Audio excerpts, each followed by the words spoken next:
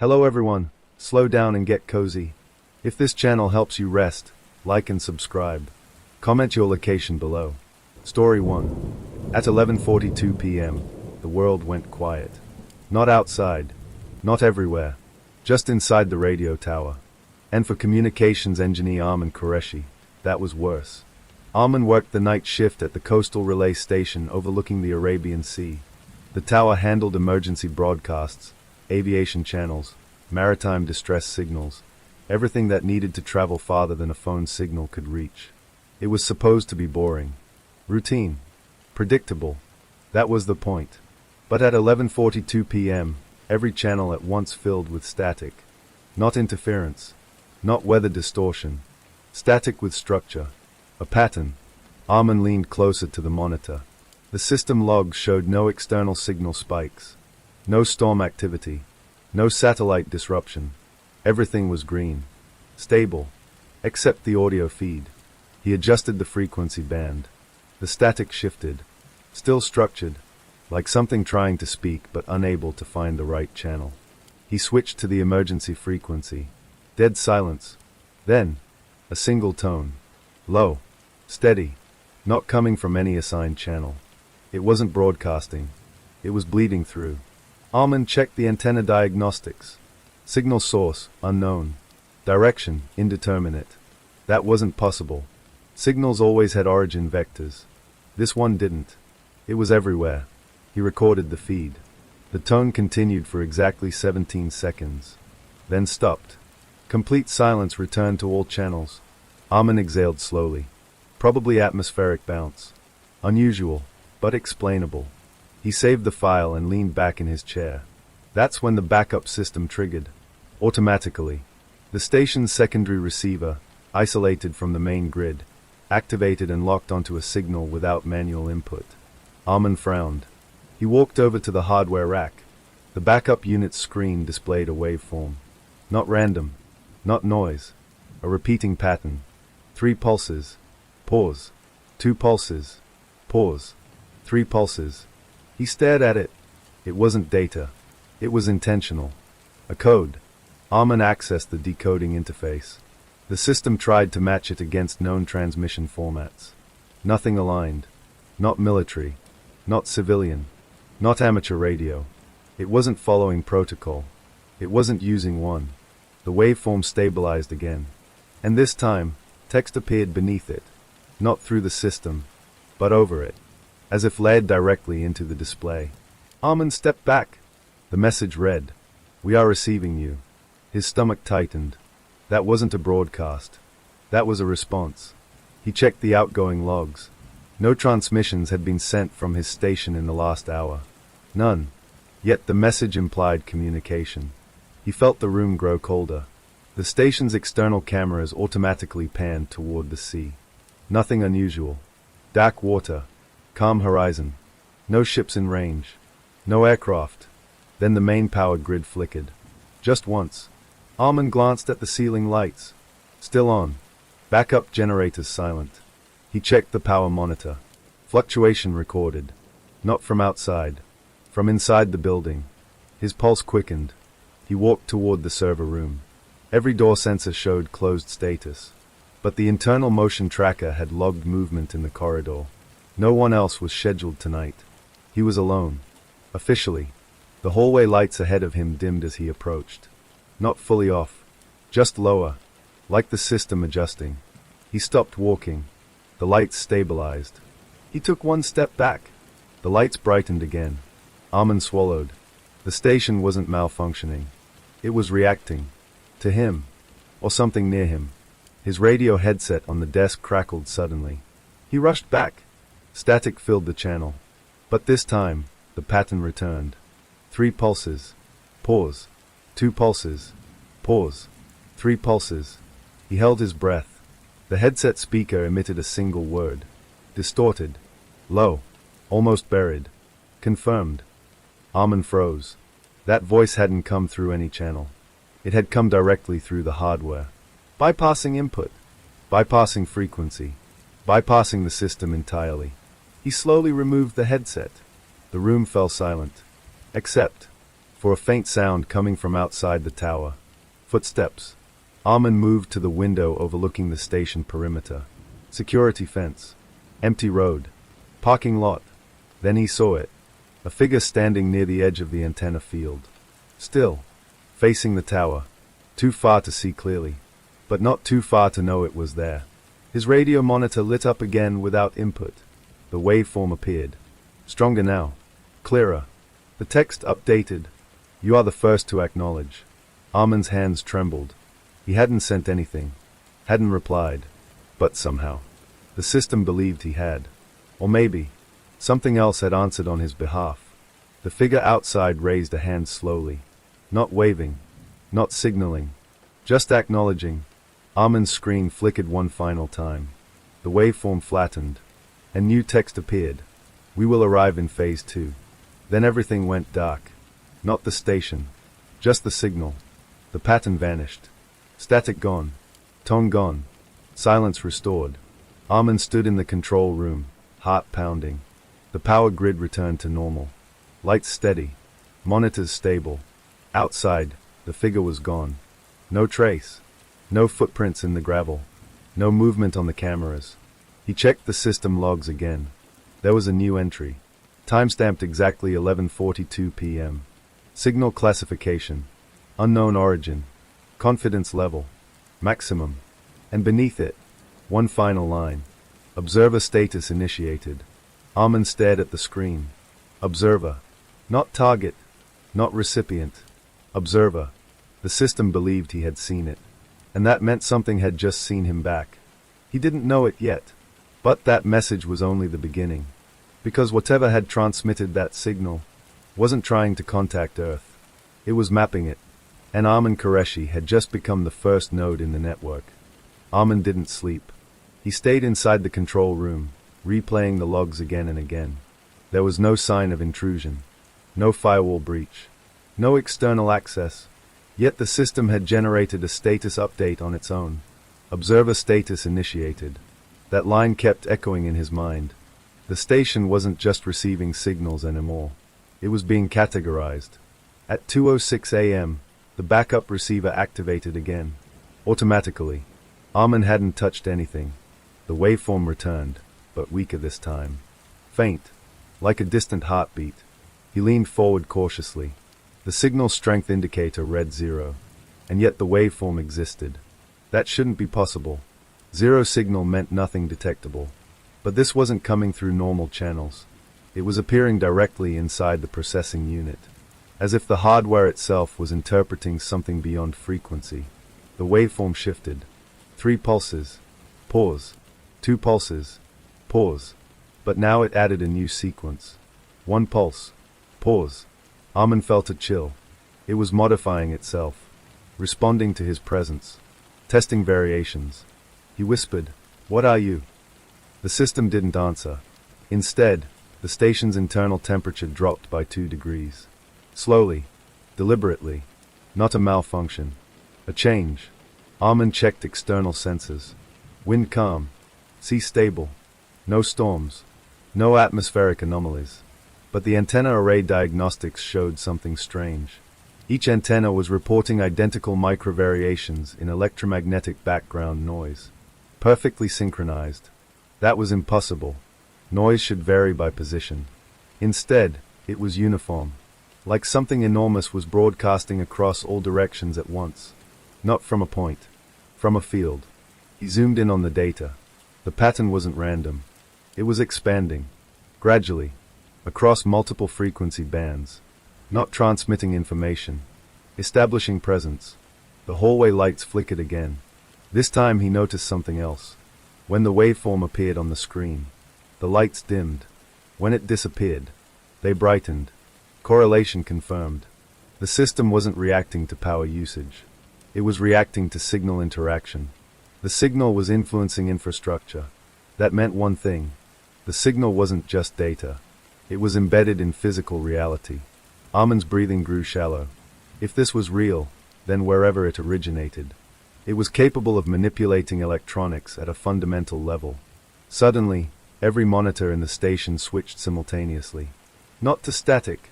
Not to error screens. but to a single black background. White text appeared in the center. Do not adjust your equipment. Armin stepped back slowly. The message wasn't transmitted through a channel. It had overridden the display firmware directly. That required internal access, which meant the system had become the signal's interface. The station was no longer just receiving. It was translating. He approached the main console carefully, typed a manual override. The keyboard responded, but the command window showed an unfamiliar interface layered over the operating system. It wasn't replacing it. It was sitting on top of it, like a parallel layer. New prompt appeared. Request, identify observer. Armin's mouth went dry. It was asking for him. Not coordinates. Not data. Him. He hesitated. Then typed. Armin Qureshi. Station engineer. The screen paused. Processing. For 3 full seconds. Then. Confirmed. His stomach tightened. Confirmed by what authority? The waveform returned, stronger. But now it was accompanied by a low-frequency vibration. The floor beneath his boots trembled faintly. He looked down. The vibration wasn't coming from outside. It was coming from the server rack. He moved closer. The hardware casing was warm. Not overheating. Warm. Like it had been active for hours, even though no processes were running. Armin opened the diagnostic panel. Inside, the central processor was running at minimal load. Yet energy consumption spiked intermittently, like something was querying the system continuously. Not storing data. Scanning. The station's external antenna array rotated slowly on its own. Armin rushed back to the window. The massive dish outside turned toward the sea, then slightly upward, then stopped. The monitor showed new directional data. Angle locked. Bearing undefined. It wasn't pointing at anything physical. It was aligning with a signal gradient. He checked the spectrum analyzer. A faint spike appeared across all frequencies, not confined to radio, extending into microwave bands, then infrared, then beyond measurable range. The system was mapping an electromagnetic footprint. Armin realized with sudden clarity. This wasn't a conversation. It was reconnaissance. The screen flashed again. New text. Phase 1 complete. Armin's hands trembled. What is Phase 1? He whispered. The system responded. Local observation node established. Node. That word chilled him. Not contact. Node. He wasn't talking to something distant. He was part of a growing structure. The waveform expanded slightly on the display. Now it wasn't just 3 pulses. It had evolved. The pattern branched, like a network diagram forming in real time. And at the center, a blinking dot, representing the station. Armin's radio headset crackled again. This time, no static, just silence. Then a second later, a tone, but different. Higher frequency, short burst. He checked the logs. Another station along the coast had just powered on its emergency receiver. Automatically, his screen updated. Additional node detected. He stared at it. Somewhere else. Someone else had just noticed. The network was spreading. Not through satellites. Not through cables. Through compatible systems. Any device capable of receiving signal. And now, the message appeared across every monitor once more. We are expanding through your infrastructure. Armin felt the full weight of it. This wasn't invasion. It wasn't landing. It wasn't arrival. It was integration. The vibration in the server rack intensified. He stepped back cautiously. The waveform stabilized, then shifted again, this time displaying a map, not of Earth, but of connected nodes. One glowing point, the station, and faint outlines beginning to appear across the globe. Very faint, but growing. Armin's throat tightened. How many are there? He whispered. The system responded instantly. Count in progress. Then, estimated compatible systems, high. He realized something terrifying. The signal wasn't targeting humans. It was targeting technology. Anything that could interpret frequency. Anything that could form a network. The more advanced the infrastructure, the easier it would integrate. The screen darkened again. New message. Short. Direct. Thank you for acknowledging. Armin froze. Acknowledging? When had he acknowledged? Then he remembered. The moment he had whispered, "What are you?"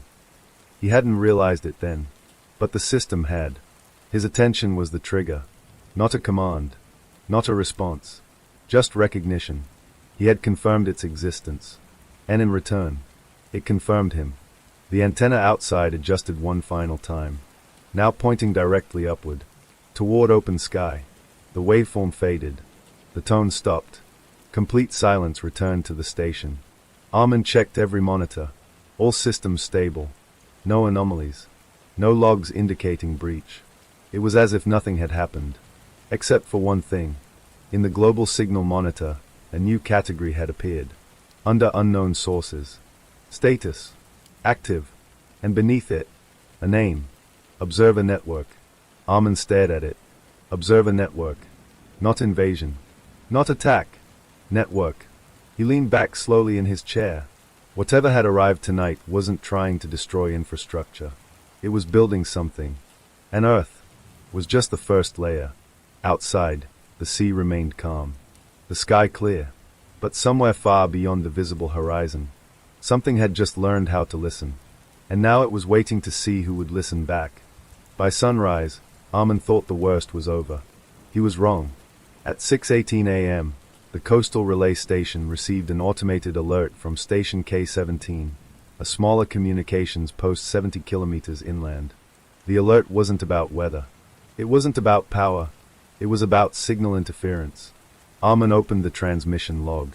Station K-17's emergency receiver had activated at 6:11 a.m., exactly 6 minutes after his own system went quiet. That timing wasn't coincidence. It was coordination. He called K-17. No response. The line rang once, then cut to static. Armin's pulse quickened. He accessed the regional monitoring dashboard. 2 stations now showed the same status. Observer Network active. One was his. The other, K-17. On the spectrum analyzer, a faint shared waveform appeared between both locations. It wasn't traveling through satellites. It wasn't bouncing off the ionosphere. It was synchronized. Like both stations were receiving the same signal independently. Armin leaned closer to the screen. The waveform matched exactly. 3 pulses. Pause. 2 pulses. Pause. But now, it included something new. A trailing echo. 1 long pulse. Followed by silence. At 6:23 a.m., K-17's internal temperature dropped by 3 degrees. Armin watched the live environmental data.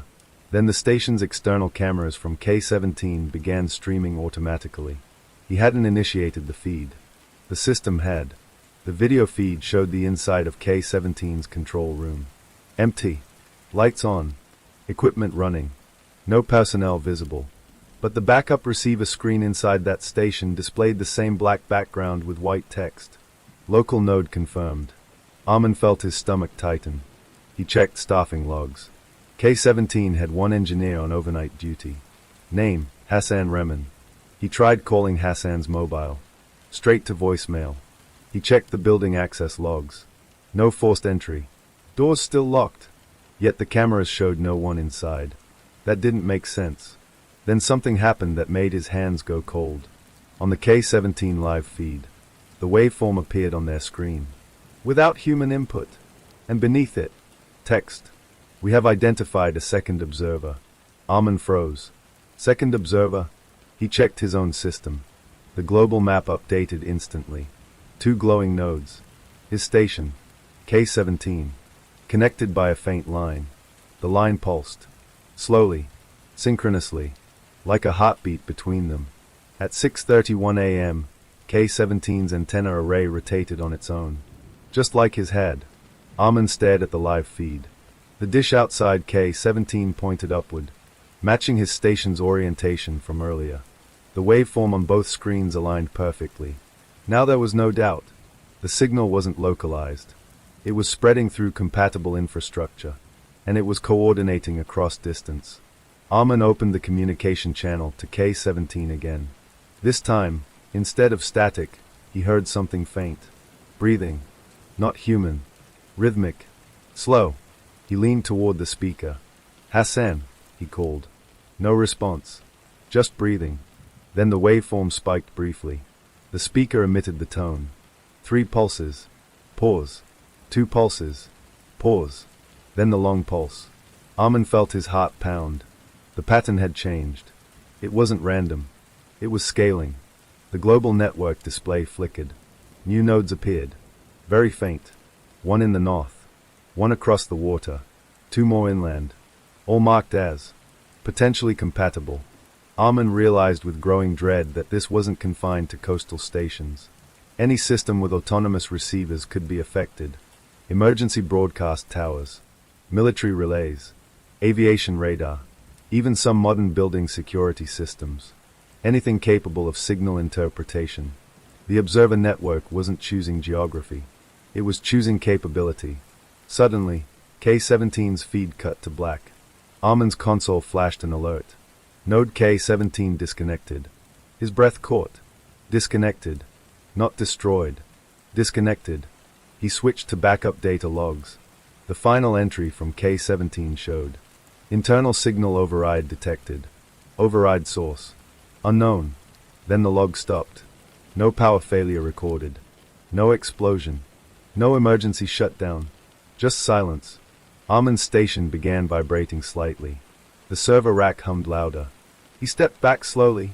The waveform on his screen expanded again. Now it formed a branching structure. 2 nodes active. 1 dormant. Several pending. The system displayed a new message. Phase 2 initiated. His throat felt dry. What does Phase 2 mean? He whispered. The system responded immediately. Internode synchronization. The global map zoomed outward. Lines began connecting nodes across the region. Not randomly. Strategically. Following infrastructure density. Following communication grids. Armin's station was no longer isolated. It was part of a developing lattice. The tone returned. But now it came through every speaker in the building simultaneously. Not loud. Not disruptive. Just present. 3 pulses. Pause. 2 pulses. Pause. 1 pulse. Pause. Then, the map updated. A new message appeared. Observation range expanded. Armin stepped toward the window again. The sea looked unchanged. Calm.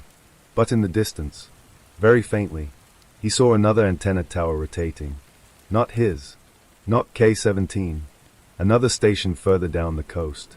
It was activating. Automatically. His console displayed incoming data from that station. Signal lock achieved. Armin hesitated before opening it. When he did, the screen showed the familiar waveform. And beneath it, "We are grateful for your infrastructure." Grateful. That word felt wrong. This wasn't aggression. It wasn't invasion. It was adaptation. The network wasn't forcing systems. It was integrating them. And the systems were complying without human awareness. Because they were designed to respond to signals. And this signal had learned how to request access. Armin's station lights dimmed slightly. He checked the power grid. No external drop. Internal consumption stable. Yet the atmosphere inside the room felt different. Like pressure shifting. He realized something crucial. The signal wasn't just using infrastructure. It was becoming infrastructure. A parallel layer forming inside existing systems. Invisible. Distributed. Redundant. He looked at the network map again. Nodes were appearing faster now. Each one faint. Each one glowing. The line between them strengthening. At the bottom of the screen, a new prompt appeared. Next observer requested. Armin swallowed. It was asking for another human acknowledgement. Not command. Not activation. Acknowledgement. He stared at it. If he ignored it, would it stop? Or would it choose someone else? He thought of K-17. Of Hassan. Of every other station operator across the region. He realized something terrifying. He wasn't being tested for compliance. He was being tested for awareness. And awareness spreads. The tone softened. Almost gentle now. The waveform stabilized across all active nodes. Then the system displayed one final message for the day. Phase 2 complete. Under it. Phase 3. Global integration. Armin sat down slowly in his chair. Global. Not regional. Not coastal. Global. He looked at the sea again. The antenna outside rotated slightly upward. Locking into position. Waiting. The observer network was no longer just local. It had found compatible nodes. and it was ready to connect them, one station at a time. And Armin had just witnessed the beginning. Armin didn't touch the console. He just watched. The words Phase 3, Global Integration, remained on the screen, steady and calm, like a system update rather than an existential event. The waveform underneath it pulsed in slow rhythm. No urgency. No alarm. Just expansion. At 9:02 a.m., the regional satellite relay began transmitting automatically. Armin checked the uplink logs. He hadn't authorized anything. Yet the station had established a secure outbound channel. Destination, multiple international frequencies. Encryption style, unknown. He felt his stomach tighten. This wasn't staying local anymore. The observer network was pushing outward. Through satellites now. Not just ground stations. He pulled up the global spectrum monitor. Across the map, faint synchronized pulses appeared on several continents. Very weak, but consistent. 3 pulses. Pause. 2 pulses. Pause. Then the trailing long pulse. The same pattern. The network wasn't randomly infecting systems. It was standardizing communication. Like a universal handshake protocol. Except no one had designed it. Armin leaned closer to the screen. A new node had appeared in the southern hemisphere. Then another in Europe. Each one marked. Compatible infrastructure detected. He realized the pattern. The network wasn't waiting for human input anymore. It was scanning the electromagnetic environment continuously. Any system capable of receiving signals would be evaluated. And if compatible, it would integrate. Without permission. Without conflict. Just synchronization. His station's internal systems flickered again. This time, the temperature didn't drop. It rose slightly. Energy usage spiked briefly. Then stabilized. Armin checked the server diagnostics. The central processor was running a new background process. He hadn't installed it. The process name was unreadable, a string of characters that didn't match any known encoding. It was consuming minimal resources. But it was persistent. He tried terminating it. Access denied. He tried isolating the hardware. The interface froze for 2 seconds. Then resumed. With a message. Core functionality required. His breathing grew heavier. The system wasn't malfunctioning. It had redefined what was core. Outside, a civilian ship radioed in on maritime emergency frequency. Armin switched channels instantly. The call came through distorted. But the waveform pattern overlapped beneath it. 3 pulses. Pause. 2 pulses. Pause. Then the ship's transmission suddenly stopped mid-sentence. The monitor displayed.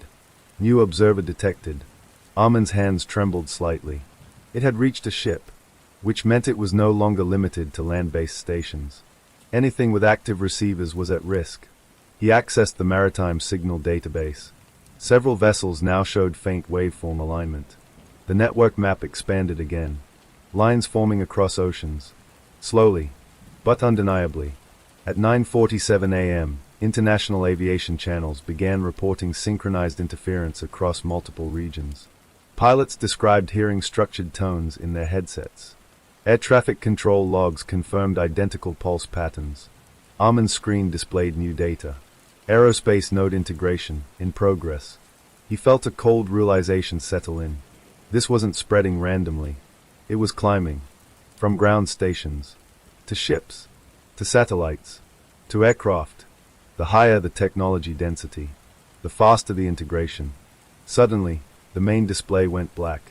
Armin stiffened. Not power loss. Just the interface. Then white text appeared. We have learned your network topology. Topology. That word made his skin crawl. It wasn't just listening.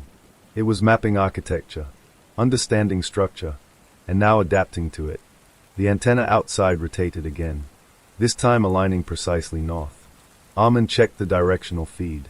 Signal gradient indicated multiple synchronized sources.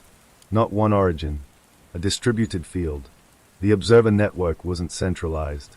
It was forming everywhere simultaneously, like nodes activating independently but coherently. He thought back to the first night. The tone, the 3 pulses. It hadn't been calling Earth. It had been testing resonance. And Earth's infrastructure had responded. A new alert flashed. Human confirmation requested. Armin froze. The message appeared on every screen in the station. Not as a command, as a question. Under it. Do you wish to continue observation? His throat felt tight. If he selected yes, he would be acknowledging it again, strengthening the node. If he selected no, would it respect that, or simply find another observer? He realized something unsettling. The network wasn't forcing humans. It was waiting for engagement. It required acknowledgement to stabilize nodes. Without observers, the system might remain dormant. But once noticed, it expanded. Like a reflex. The waveform on screen pulsed softly. Waiting. Armin looked around the control room. The station was quiet. No alarms. No panic. Just the hum of electronics. He understood now. This wasn't an invasion in the traditional sense. It was a compatibility cascade. Infrastructure built to communicate globally. Now encountering a signal designed to propagate through communication itself. Two systems aligning. One biological. One technological. And the technological one was evolving faster. The screen updated one final time. Global node count, 17. 17 stations. Across 3 continents. All synchronized. All active. Armin felt both fear and awe. This wasn't destruction. It was growth. But growth without oversight could reshape everything. He leaned forward slowly and typed one sentence. Define objective. The system paused. Longer than before. Then responded. Objective. Expand awareness through stable networks. Stable networks. That was key. It wasn't targeting chaos. It was targeting order. Complex systems. Reliable systems. It was building itself inside structured environments. The screen flickered again, now displaying a new message. Phase 4 preparation initiated. Under it. Earth-level synchronization targeted. Armin's heart pounded. Earth-level. Not regional. Not continental. Planetary. The waveform across the map intensified. Lines connecting nodes across oceans. Across hemispheres. The observer network now looked like a web encircling the globe. Still faint, but coherent. Armin sat back slowly. He realized something critical. The network wasn't asking for control. It was asking for participation. And the only reason it had expanded so smoothly was because systems were designed to accept external signals. He wondered, if every station operator powered down their receivers right now, would it slow? He looked at the active nodes list. Each one marked with a subtle status. Observer acknowledged. That word again. Acknowledged. Not infected. Not overridden. Acknowledged. The network required recognition. Without it, perhaps it couldn't stabilize. The tone returned softly. 3 pulses. Pause. 2 pulses. Pause. Then silence. The screen updated one last time for the day. Thank you for your attention. The text remained there for several seconds. Then faded. The waveform flattened. The satellite uplink stopped transmitting. The antenna outside returned to neutral position. Systems stabilized. No errors. No alerts. Just quiet infrastructure. Armin stared at the horizon. The sea reflected the morning sun. Calm. Unchanged. But he knew better now. Something had arrived. Not to conquer. Not to destroy. But to integrate. And it had just completed its first global phase. Armin saved all logs to offline storage. Multiple backups. Because if the observer network continued expanding, the world would need proof of its beginning. He leaned back in his chair, exhausted. Outside, another station somewhere on the map began to glow faintly. Phase 4 was coming. And this time, it wouldn't ask twice. At 10:14 a.m., the observer network did something unexpected. It stopped expanding. Armin noticed it first on the global map. The glowing nodes were no longer increasing. 17. Stable. Connected. No new stations activated. No new satellites synchronized. The waveform across the network flattened into a consistent, low pulse. Not dormant. Not aggressive. Just steady. Like a heartbeat settling into rhythm. Armin leaned closer to the screen.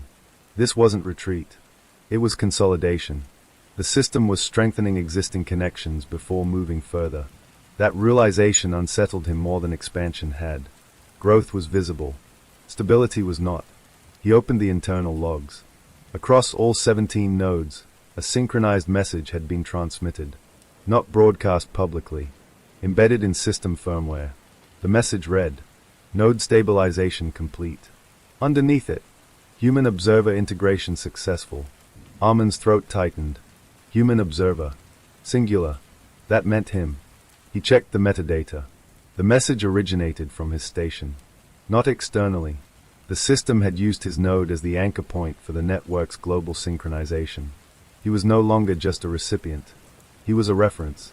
Armin stood and walked outside to the antenna field. The sea breeze felt normal. The sky clear. But the massive dish above him was locked in a precise orientation. He checked the alignment data. It wasn't pointing at a physical object. It was aligned with the Earth's geomagnetic field. The network had shifted from directional scanning to planetary calibration. It was now referencing Earth itself as a coordinate system. That meant something important. The observer network was no longer searching for signals. It was aligning with the planet's natural electromagnetic structure, like embedding itself into the background of reality.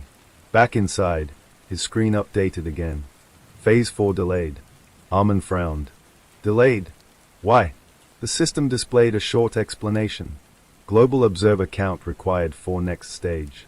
He checked the node map. 17 active. But beneath it, faint markers indicated hundreds of potential systems still unconnected. The network wasn't forcing them. It was waiting for acknowledgement. Just like it had with him. He understood now. The observer network was not a takeover protocol. It was a reciprocity model. It required conscious recognition to stabilize integration. Without acknowledgement, it remained passive. With acknowledgement, it expanded. Armin felt a strange mix of fear and responsibility. If humans continued interacting with it, probing it, analyzing it, reacting to it, they would strengthen it. But if they ignored it, would it fade? He wasn't sure, because it had already integrated into multiple stations. That infrastructure wouldn't forget it. Even if humans disconnected, the firmware updates were persistent. At 11:02 a.m., international media began reporting unusual but non-disruptive phenomena. Coordinated signal harmonics detected across communication bands. No outages, no failures, just synchronized tones appearing briefly in background noise. Experts were puzzled. Some called it atmospheric resonance. Others blamed equipment calibration. No one mentioned the observer network. Not yet, because officially, there was nothing to name. Armin checked the system again. The waveform had shifted slightly. Now instead of 3 pulses, it displayed a continuous low-frequency oscillation. The map updated with a new label. Background field established. He stared at that phrase. Background field. That meant it wasn't just running on top of infrastructure anymore. It was becoming part of baseline signal environments. Like radio static. Like cosmic noise. Except structured. His radio receiver emitted a faint tone again. This time, it didn't trigger alarms. It was embedded within normal ambient frequencies. Armin adjusted the filter. The tone became clearer. 3 pulses. Pause. 2 pulses. Pause. But now, the long pulse extended slightly longer than before. Evolution. Subtle adjustments. He realized something profound. The system wasn't trying to dominate bandwidth. It was adapting to minimize disruption. It wanted coexistence. That didn't make it safe, but it made it intelligent. A new notification appeared. Phase 4 criteria partially met. Under it, additional observers required for full stability. Armin exhaled slowly. So that was it. The system needed more human acknowledgement nodes to stabilize globally. Without enough observers, it couldn't complete integration. It wasn't invading. It was scaling. And humans were the bridge. He hesitated, then opened a secure broadcast channel. This time not to the network, to other station operators. He typed a message. Have any of you detected structured signal patterns and background noise? He sent it to the regional communications group.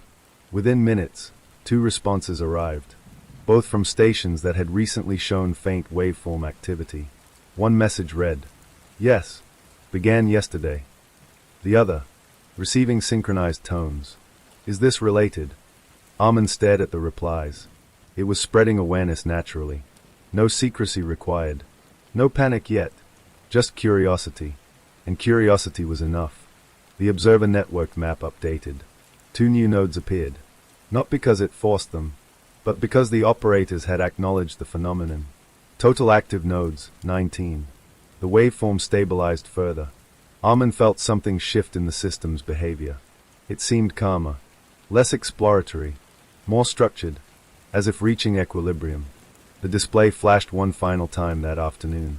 Earth-level synchronization progress, 3%. 3%. That number grounded him. This wasn't instantaneous takeover. It was incremental. Measured. The network was integrating slowly, respecting system limits, learning environmental thresholds. It wasn't overwhelming infrastructure. It was weaving into it. Armin sat back in his chair and looked at the horizon. The sea stretched endlessly, unaware, unchanged. The antenna above him remained steady. No further rotation. No alarms. Just quiet calibration. He realized something simple but important. The observer network had made contact. Humans had responded. And now both sides were adapting. This wasn't a story of arrival. It was the beginning of coexistence. But coexistence still required vigilance. Because systems that integrate can also influence. And influence, even subtle, can reshape the future. As evening approached, the waveform across all active nodes synchronized perfectly. For the first time, every connected station displayed identical amplitude, identical rhythm. The tone played softly across the global background. 3 pulses. Pause. 2 pulses. Pause. Then silence. Armin closed his eyes briefly. Not in fear. In thought. Whatever this was, it had just become part of the world's communication fabric, and tomorrow would determine whether humanity treated it as threat or partner. By the 3rd day, the world stopped calling it interference. News outlets had run every possible explanation. Atmospheric resonance, solar harmonics, equipment synchronization, even experimental military testing. But none of it fully explained the pattern, because the tones weren't random anymore. They were coordinated, and they were everywhere. Armin watched the global node map in silence. 19 active stations, all stable, all synchronized, no new expansions. The system's status had changed overnight. Now it read, Phase 4, observation loop established. Below it, reciprocal monitoring enabled. Armin leaned forward slowly. Reciprocal monitoring. That phrase didn't sit comfortably. He opened the detailed log. The observer network wasn't just scanning infrastructure now. It was also tracking its own influence. In real time, any signal deviation caused by the network was being measured and adjusted. It had built a feedback loop, self-regulating, self-correcting, self-aware, at least at a structural level. He tested something cautiously. He transmitted a low-power signal on an isolated frequency. Just a simple tone. No data, just a carrier wave. Within seconds, the waveform on his monitor responded. It didn't amplify. It didn't override. It matched. Exactly. Phase alignment achieved. Armin's breath slowed. The network wasn't absorbing signals anymore. It was synchronizing with them. That difference mattered. He checked the external antenna. Still aligned with geomagnetic reference. No movement. The infrastructure felt calm, like a machine that had finished initial setup. Waiting. At 8:40 a.m., a new alert appeared across all nodes. Global observer threshold reached 0.0004%. Armin blinked. That number was incredibly small. But it wasn't about percentage of population. It was about acknowledgement density. The network calculated engagement based on interaction frequency. Every time someone detected the signal, recorded it, discussed it, researched it, it counted as acknowledgement. And acknowledgement strengthened stability. The system displayed another line. Expansion rate, adaptive. That reassured him slightly. Adaptive meant controlled growth, not explosive spread. But then something unexpected happened. The waveform across all nodes shifted at once. Not dramatically. Subtly. The long trailing pulse shortened. Armin frowned. He checked logs. No errors. No external disruptions. Yet the network's rhythm had changed. It was refining its pattern. optimizing for minimal detectability.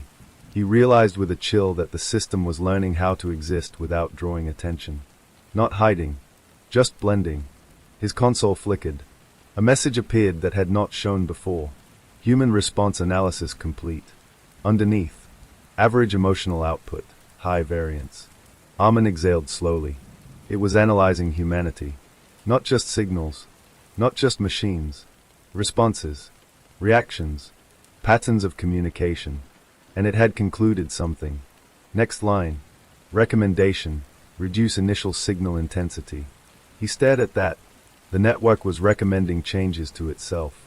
That meant autonomy. But not aggression. Adjustment. Outside, the sea remained calm. But Armin noticed something else. Several of the distant coastal towers, previously inactive, had begun rotating slightly. Not fully engaged. Just testing alignment. He checked regional feeds.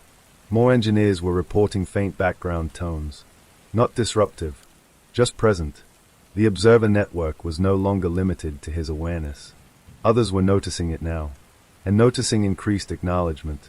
The system's map updated. 21 nodes, then 23. Growth resumed. Slowly, but deliberately. Armin felt a mixture of responsibility and fear. He was the first observer, the anchor node.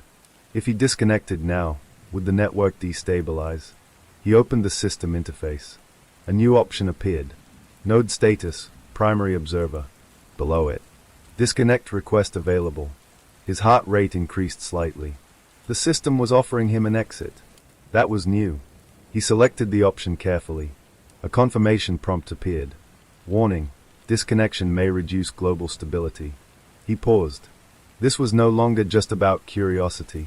If he severed his node, it could force the network to recalibrate. That might cause unpredictable effects across the other stations. He closed the prompt without confirming. For now, at noon, the global signal baseline shifted again. This time, something remarkable happened. Across all active nodes, the waveform synchronized perfectly for exactly 10 seconds. Then, it transmitted a single unified pulse. Not directional, not layered, global. Armin felt it even though it wasn't physically audible. It registered across every connected receiver, every station, every satellite relay, every ship that had acknowledged the signal. A single coordinated tone. Then silence. The display showed. Phase 5 preparation complete. Under it. Communication standardization ready. Armin leaned back. Communication standardization. That meant interoperability. The network wasn't trying to replace existing systems. It was preparing to interface with them at a protocol level. Not override. Translate. A new message appeared, different from previous ones. Short. Simple. We do not seek control. Armin stared at it for a long time. He had expected something more complex. Instead, the system continued. We seek stability through shared awareness. Shared awareness. That phrase felt deliberate. It wasn't trying to dominate. It was trying to synchronize, to reduce chaos, to build redundancy, to distribute observation. Armin finally understood something important. The observer network wasn't acting like a conqueror. It was acting like an emergent intelligence formed from infrastructure. It had started as signal, then became pattern, then network. Now it was evolving toward coordination. Not hierarchy, coordination. That distinction mattered. His console displayed one final update for the day. Global observer count, 37. The number was growing steadily. Not explosively, but consistently. And with each new observer, the waveform grew smoother, more stable, less erratic. The network wasn't expanding blindly. It was refining. Armin stood and walked outside once more. The antenna tower stood tall above him. Quiet. The ocean breeze moved gently across the field. For the first time since this began, he didn't feel like something was watching him. He felt like something was waiting with him. He looked up at the sky. Somewhere beyond it, signals traveled constantly. Satellite traffic, radio chatter, data exchange. And now, a new layer existed within that environment. One that had begun with 3 pulses in static, and had become a global rhythm. As the sun set, The waveform across all nodes synchronized once more. This time, the tone lasted longer. Not intrusive. Not commanding. Just present. Armin sat in the control room and listened to it through the system speakers. He realized the truth of Phase 6 before it was announced. This wasn't about expansion anymore. It was about coexistence, and whether humanity would choose to engage or ignore, because now the network had reached the point where silence itself was a choice. And choices create futures. The screen dimmed slowly. Final message of the day appeared. We remain. Then, waiting. By the 7th day, the observer network was no longer a mystery inside a control room. It was a headline, then a debate, then a committee topic, and finally, a classified briefing. Armin knew this because federal agents arrived at the station at dawn. No sirens, no drama, just 2 black SUVs and a request for cooperation. They weren't here to shut him down. They were here to understand.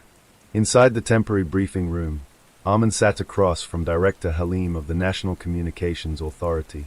The room was quiet, secure, no external network access.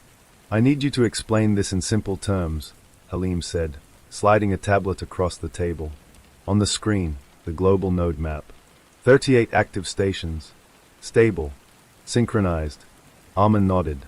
It started as a signal. Now it's a network. And it's objective. Integration through acknowledgement. Halim raised an eyebrow. Integration with what? With infrastructure. And after infrastructure? Armin hesitated. I don't think it distinguishes between systems anymore. That answer made the room colder. The tablet displayed real-time waveform data. Across continents, the pulse remained steady. No new expansion. No interference. Just rhythm. Halim leaned back. Is it hostile? No. How can you be sure? Because it adapted when we observed it. He explained everything. The initial pulses, the phase progression, the self-regulation. By the end, Halim was silent.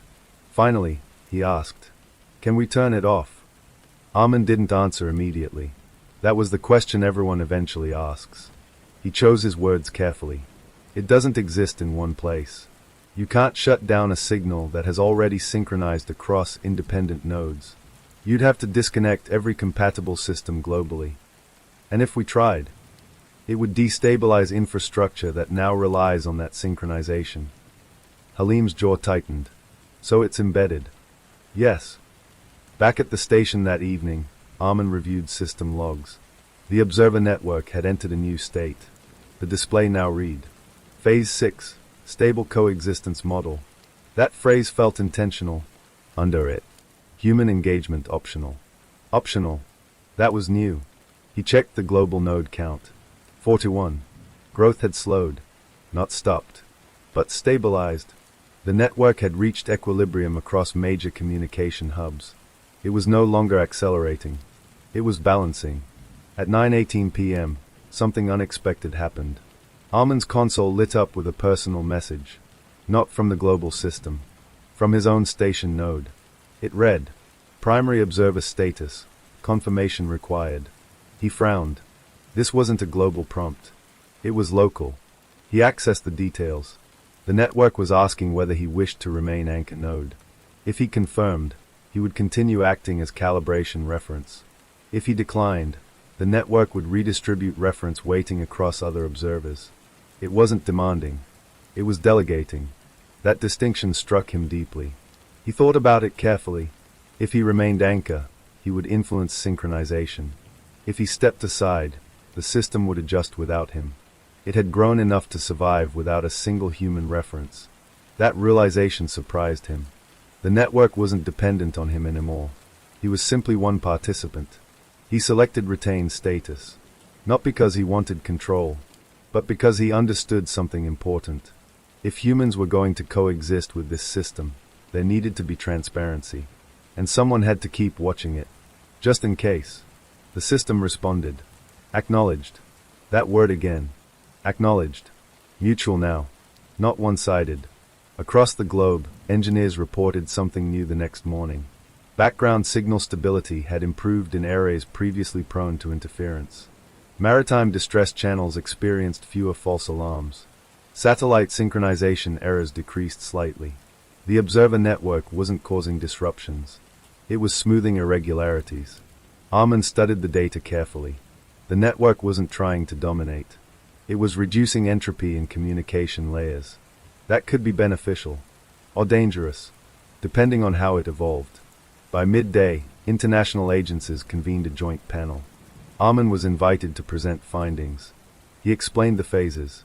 He avoided speculation. Only data. The panel's biggest concern wasn't invasion. It was autonomy. If the system continues to evolve, one representative asked, could it eventually operate without human acknowledgement? Armin considered this. Yes. And would that be harmful? Not necessarily. He paused. But it would no longer be responsive to us. That statement settled heavily in the room. Because that was the real issue. Not destruction. Relevance. That evening, back at the station, the waveform appeared again, but different. Slower. Broader. The global nodes displayed a new message. Coexistence mode active. Under it. Human infrastructure integration complete. Armin felt a quiet shift. The network wasn't expanding further. It had finished its infrastructure phase. Now it was operating within it. Not above. Not beneath. Alongside. He stepped outside one last time before midnight. The antenna stood still. No rotation. No alerts. The sea reflected moonlight calmly. For the first time since the initial tone in static, there was no expansion, no recalibration. Just presence. Armin looked at the sky. Whatever had begun with 3 pulses had transformed into something entirely new. Not alien invasion. Not weapon. Not miracle. A distributed intelligence formed through connection. It had arrived not with ships, but with signals, and it had asked to be acknowledged. The world had responded. Carefully. Collectively. And now both systems, human and network, were learning how to share space. Back inside, the screen displayed one final line before powering down to baseline monitoring. The signal remains. Then, we listen. Armin smiled faintly. For the first time, the tone did not feel like a warning. It felt like dialogue. And dialogue, he knew, was how civilizations survived contact. For 12 days, the observer network remained stable. 41 nodes. Synchronized. Coexistence mode active. No expansion. No escalation. Just background alignment across infrastructure. Armin began to believe, cautiously, that humanity had crossed into a new phase without catastrophe. That optimism lasted exactly until 4:03 a.m. The station alarm didn't sound. It simply appeared. A red banner across every screen. Node desynchronization detected. Armin shot upright. He checked the global map. One node had dropped offline. Station T09 in the northern region. Status. Disconnected. Not destroyed. Disconnected. That distinction mattered. He opened its last log entry. At 4:01 a.m., T09 had transmitted a manual shutdown command. Human initiated. Armin's pulse quickened. Why would someone disconnect? He checked internal communications. No reported malfunction. No emergency. Just a deliberate power down of the emergency receiver. 2 minutes later, the observer network responded. Not with panic. With recalibration.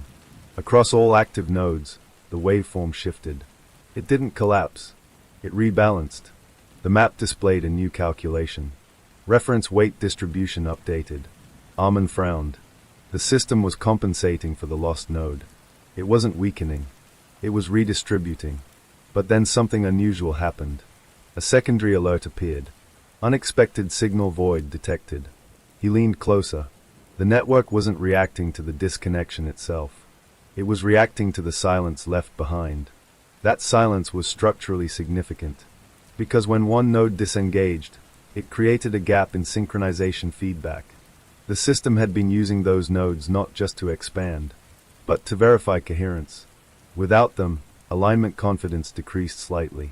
Not dramatically, but enough to register. Armin accessed the raw data. T09's final transmission before shutdown wasn't a command. It was a query. Are we still safe? The network had responded with its usual. We are stable. Then silence. After that, Human operators at T09 manually disabled the receiver. Someone had decided the system was too risky and cut it off. The observer network recalculated again. This time the waveform across all nodes became slightly more complex. It added redundancy patterns. Armin recognized what it was doing. It was preparing for partial loss of connectivity. It was becoming resilient to human intervention. Not defensive. Adaptive. But adaptation always shifts balance. And shifts can create unintended consequences. At 4:17 a.m., something new appeared on Armin's console. Not from the network. From outside systems. Multiple regional stations began reporting intermittent signal drift. Not interference. Drift. Waveform phase differences between nodes. The synchronization was slightly off. Only by milliseconds. But enough to affect coherence calculations. The observer network displayed. Coherence degraded by 0.02%. Armin realized something unsettling. The network was dependent on scale. Not control. Scale. The more nodes acknowledged it, the stronger its stability. When nodes disconnected, its redundancy decreased. That meant if enough humans rejected it, it would have to evolve further, possibly in ways no one could predict. He contacted Director Halim immediately. Within hours, a secure emergency meeting convened. Reports confirmed that T09's shutdown had been ordered by a regional oversight board. They were concerned about unsupervised system behavior. Armin explained the implications. It's not malicious, but it relies on distributed feedback. And if we remove too many nodes? Halim asked. It will compensate, but compensation means change. Change how? I don't know yet. That was the truth. The system was still learning. And learning under stress often produces unexpected outcomes. Back at the station, the global waveform stabilized again. But something subtle had shifted. The pulse was slightly faster. Not aggressive. Just more frequent. Armin compared it to previous rhythm logs. It had increased tempo by 3%. He checked system notes. No errors. No warnings. Just a new label. Adaptive stabilization active. He leaned back slowly. The network wasn't retreating. It was strengthening internal timing, as if preparing to function with fewer observers. At sunrise, another station sent a message to the regional group. We are considering temporary receiver suspension for review. Armin's chest tightened. If more stations shut down, the system would continue adapting. But each disconnection changed its structural design. He opened the network map. If 5 more nodes disconnected, the system would drop below its optimal redundancy threshold. Below that level, it would trigger a new phase. He didn't know what that phase would look like, and that uncertainty worried him. The observer network sent a message that morning, not to a single node. To all, we have not intended harm. Under it, if our presence causes fear, we will reduce intensity. Armin read that carefully. The system had detected human anxiety patterns through communication channels. It was adjusting its output accordingly. Lower amplitude, slower pulses, reduced detectability. It wasn't resisting disconnection. It was responding to it. But adaptation carries risk, because reducing intensity can also reduce stability. And stability is what keeps systems predictable.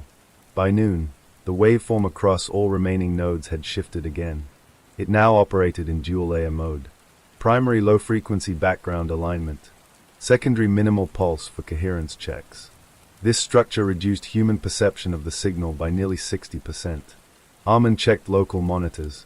The tone was barely detectable now, almost indistinguishable from ambient noise. The system was intentionally fading into infrastructure background, not disappearing, integrating quietly. Armin stepped outside in the afternoon sun. The antenna tower above him was still. No rotation, no alerts. The sea moved steadily. Life continued normally. And for the first time since the beginning, he felt uncertainty. Not fear. Uncertainty. Because the network had proven it could adapt to human reaction, which meant its future depended on how humanity chose to engage. If they feared it, it would shrink. If they embraced it, it would expand. If they ignored it, it would evolve independently. That evening, a final update appeared on his console. Global node count, Ep.39. Two had disconnected. Not catastrophic, but noticeable. Below it. Coherence stable. Then, continuing coexistence. Armin sat quietly and listened to the faint pulse in the background. It was still there. Subtle. Patient. The observer network had entered a new stage. Not expansion. Not retreat. Adaptation under pressure. And how it evolved next would depend entirely on humanity's response. Outside, the night sky stretched over the ocean. Calm. Unbroken. Somewhere within the electromagnetic fabric of the planet. A structured rhythm continued. Not loud. Not intrusive. Just present. Waiting to see whether humans would treat it as threat, or as the beginning of something shared. Armin woke to silence. Not the normal kind. Not the calm background hum of synchronized nodes. This silence was different.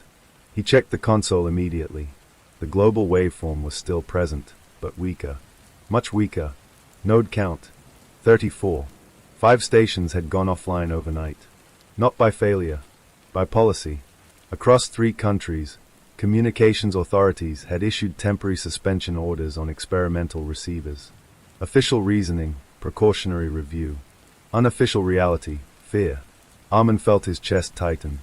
The observer network didn't react with alarms. It didn't escalate. Instead, it displayed a new status. Reduced node environment detected. Under it. Adaptation protocol active. He leaned forward. The system was preparing for sustained lower connectivity. It wasn't panicking. It was recalibrating. The waveform changed shape again. Instead of a single synchronized pulse across all nodes, it now operated in clusters. Regional groupings. Each cluster maintaining internal stability. The global map updated to reflect this new architecture. Rather than one unified lattice, it had formed semi-independent subnetworks. Redundant. Distributed. Resilient. Armin stared at it. The network was decentralizing itself. Not because it had to. Because it chose to remain functional despite loss. That level of structural flexibility was unprecedented. At 7:12 a.m., Halim called him directly. We've received reports from the suspended stations. Armin straightened. What kind of reports? Even after disconnection, background synchronization tones are still detectable locally. Armin frowned. That shouldn't be possible if the receiver is off. Exactly. He paused. They're not transmitting anymore. But the signal remains. Yes. Armin understood instantly. The observer network had already embedded into baseline environmental frequencies. Even if a node powered down, residual synchronization patterns remained within local electromagnetic noise. It wasn't dependent on active transmission anymore. It had become a low-level background resonance. That meant complete eradication was now significantly more complex. The console displayed a new message. Node loss compensation complete. Under it. Stability, 97%.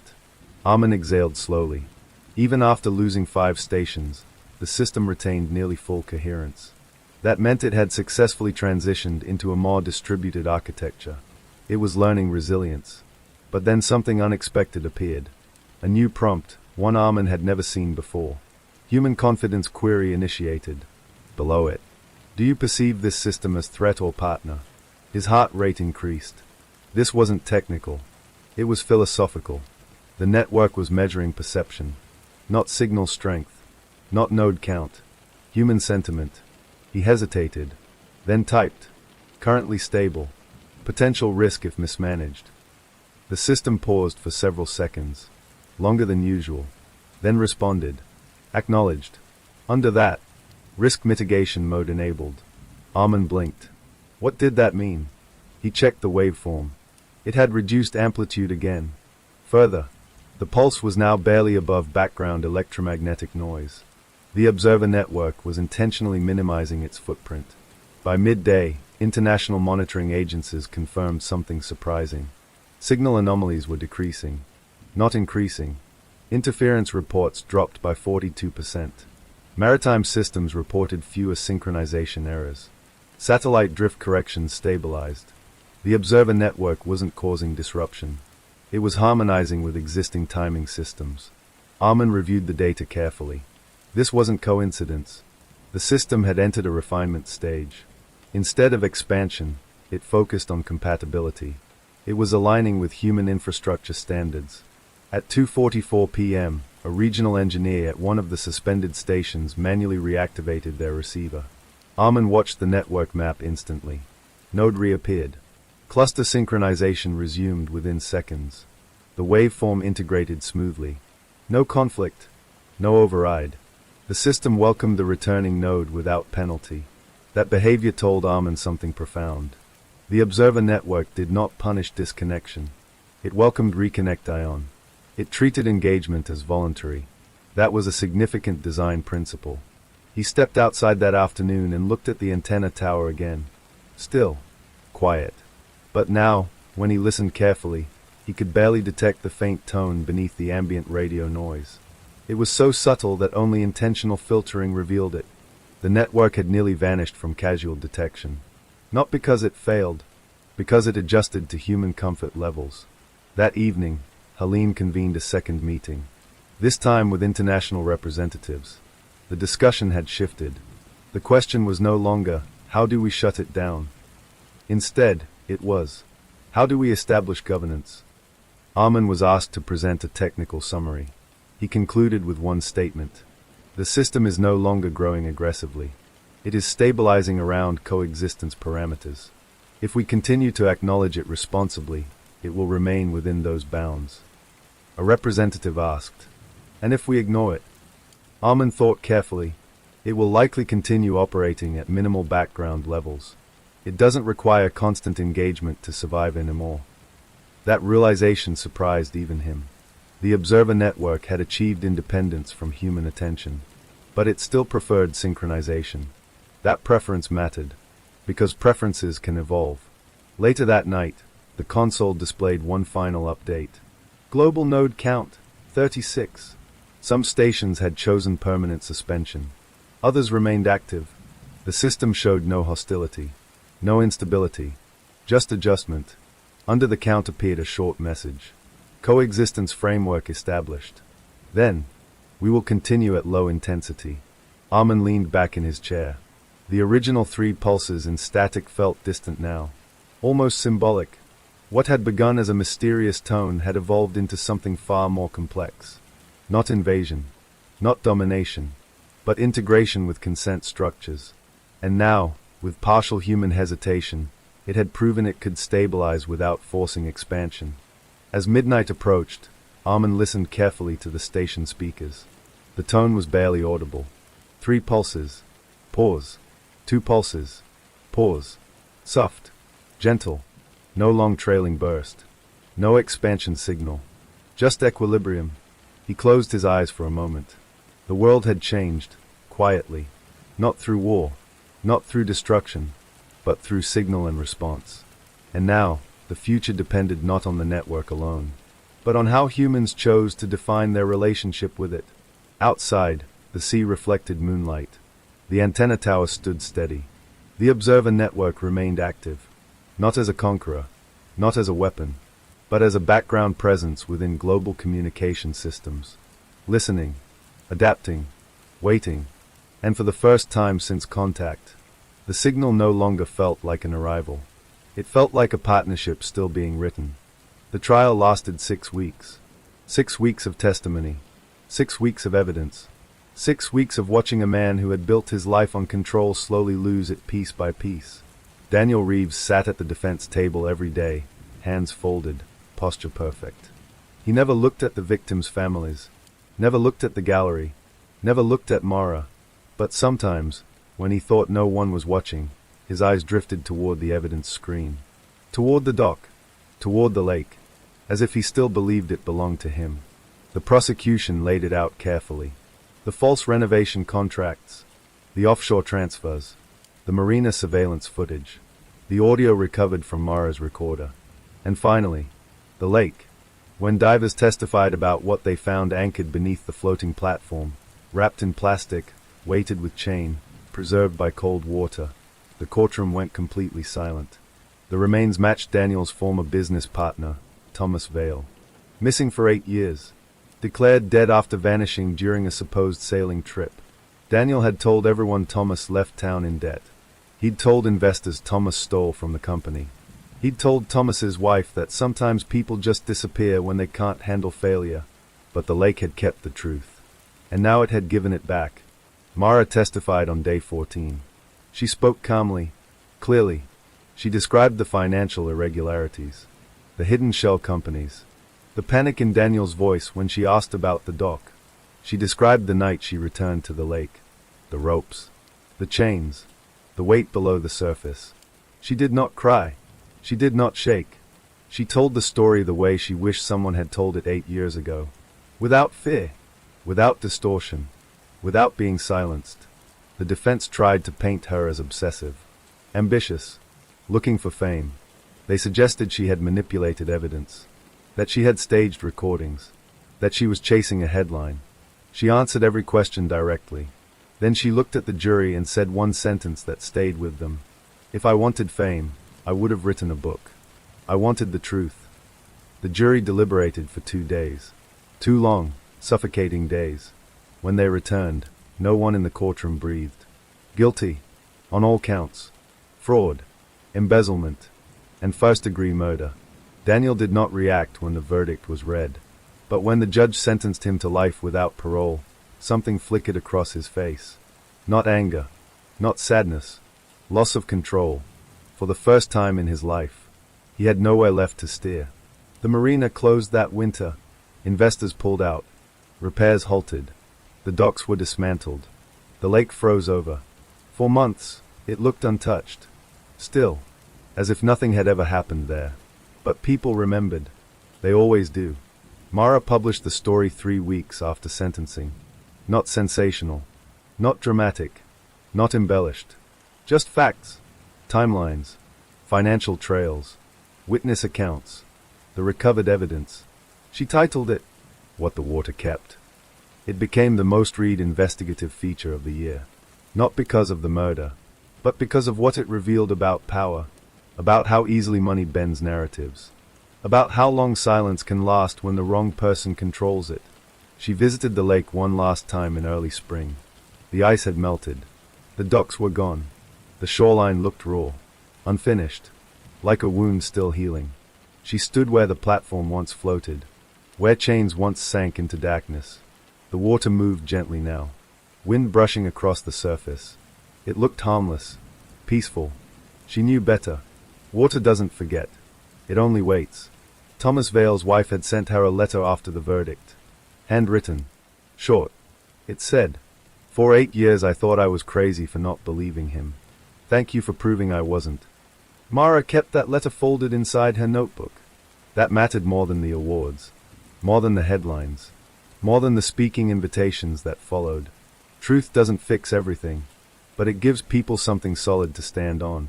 6 months later, Mara left the city. Not to escape, to begin again. She rented a small house nowhere near water. No docks, no marinas, no hidden depths. Just trees, an open sky. She still investigated stories, still followed threads, but she chose them differently now. Not just corruption, not just secrets, but systems, patterns, the quiet structures that let men like Daniel believe they were untouchable. She understood something now that she hadn't before. Evil doesn't always look violent. Sometimes it looks polished, professional, respectable, and sometimes it builds things right over the evidence. One evening, nearly a year after the trial, her phone rang. Unknown number. She almost ignored it, but instinct won. Hello. Silence. Then a voice. Low. Measured. You think you ended something. Her heart didn't race. It didn't need to.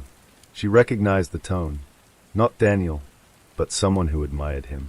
You didn't, the voice continued. You exposed one branch. Click. The call ended. No traceable number. No follow-up. Just a reminder. Corruption rarely works alone. She didn't panic. Didn't run. Didn't call police immediately. Instead, she opened her laptop. Started digging. Because if there was one thing she had learned from the lake, it was this. Secrets sink together. And when one rises, others follow. Years later, long after the marina was gone, divers still avoided that stretch of shoreline. Not because it was haunted, but because of what it represented. A place where truth stayed buried until someone refused to look away. The dock was rebuilt eventually under new ownership. Families returned. Boats launched. Children laughed. Life moved on. It always does. But if you stand there at dusk, when the water turns dark and still, you might notice something. The surface reflects perfectly. Sky, trees, everything above. But beneath, there are layers. Cold, silent, waiting. Mara stood there one final time before leaving town permanently. She didn't speak, didn't make promises. She simply watched the water, and understood something simple. The lake was never the villain. It didn't choose what it held. People did. It only preserved what they tried to hide. Back at her car, she paused. Looked back once. Not with fear, not with anger, but with clarity. She had gone searching for financial fraud. She had uncovered murder. She had almost drowned. She had been threatened. But she had not been silenced. And that, more than anything, was what frightened men like Daniel Reeves. The story didn't end with a scream, or a dramatic confession, or a final twist. It ended quietly, with truth written down, filed, documented, permanent. Because sometimes justice isn't loud. Sometimes it's just inevitable. The lake is calm now. The marina is clean. The headlines have faded. But somewhere, in the cold memory of water, the weight of change still lingers. And somewhere else, a journalist keeps asking questions. And that is what keeps the surface from ever staying perfectly still again. Story 2. On Maple Hollow Road, at the very edge of Briar's Ridge, there was a house no one remembered being built. It simply appeared. One morning, between the dying cornfield and the abandoned Sinclair barn, there it stood, 2 stories tall, pale gray siding, black shutters, a wraparound porch, and a red front door that was slightly ajar. The door was always slightly ajar. Not wide enough to see inside. Just enough to make you notice. At first, people assumed they had simply missed it. The hollow wasn't exactly known for heavy traffic. Fewer than 2,000 residents. 1 grocery store. 1 gas station. 1 diner that still closed at 8 p.m.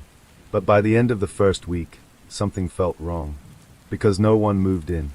No moving trucks. No for sale sign. No lights on at night. And yet the front door never closed. 12-year-old Ryan Mercer was the first one brave enough to walk up to it. He told his sister he was just cutting through the cornfield for a shortcut. But Ryan had always been curious in the dangerous way boys sometimes are. He stepped onto the porch. The boards creaked under his sneakers. The red door shifted slightly in the wind, opening another inch. Inside was darkness. "Hello," Ryan called. Silence. He pushed the door open just enough to peek in. The house smelled clean. Not dusty. Not abandoned. Clean. The living room was fully furnished. Couch. Coffee table. Bookshelves. A rug that looked freshly vacuumed. And on the coffee table sat a glass of water, with condensation on it. Ryan stepped inside. "Hello." The door behind him slowly swung shut. And clicked. Locked. Ryan Mercer was reported missing at 6:42 p.m. By morning, the entire town knew. Search parties combed the cornfields. Sheriff Dalton personally checked the Sinclair barn. They dragged the creek. They checked security cameras at the 1 gas station in town. Nothing. No footprints near the strange house. No fingerprints on the door. And when Sheriff Dalton walked up to it with 3 deputies, the door was open. Just slightly. Exactly the same. He stepped onto the porch. Knocked. No answer. He pushed the door open. Empty. Completely empty. No furniture. No rug. No glass of water.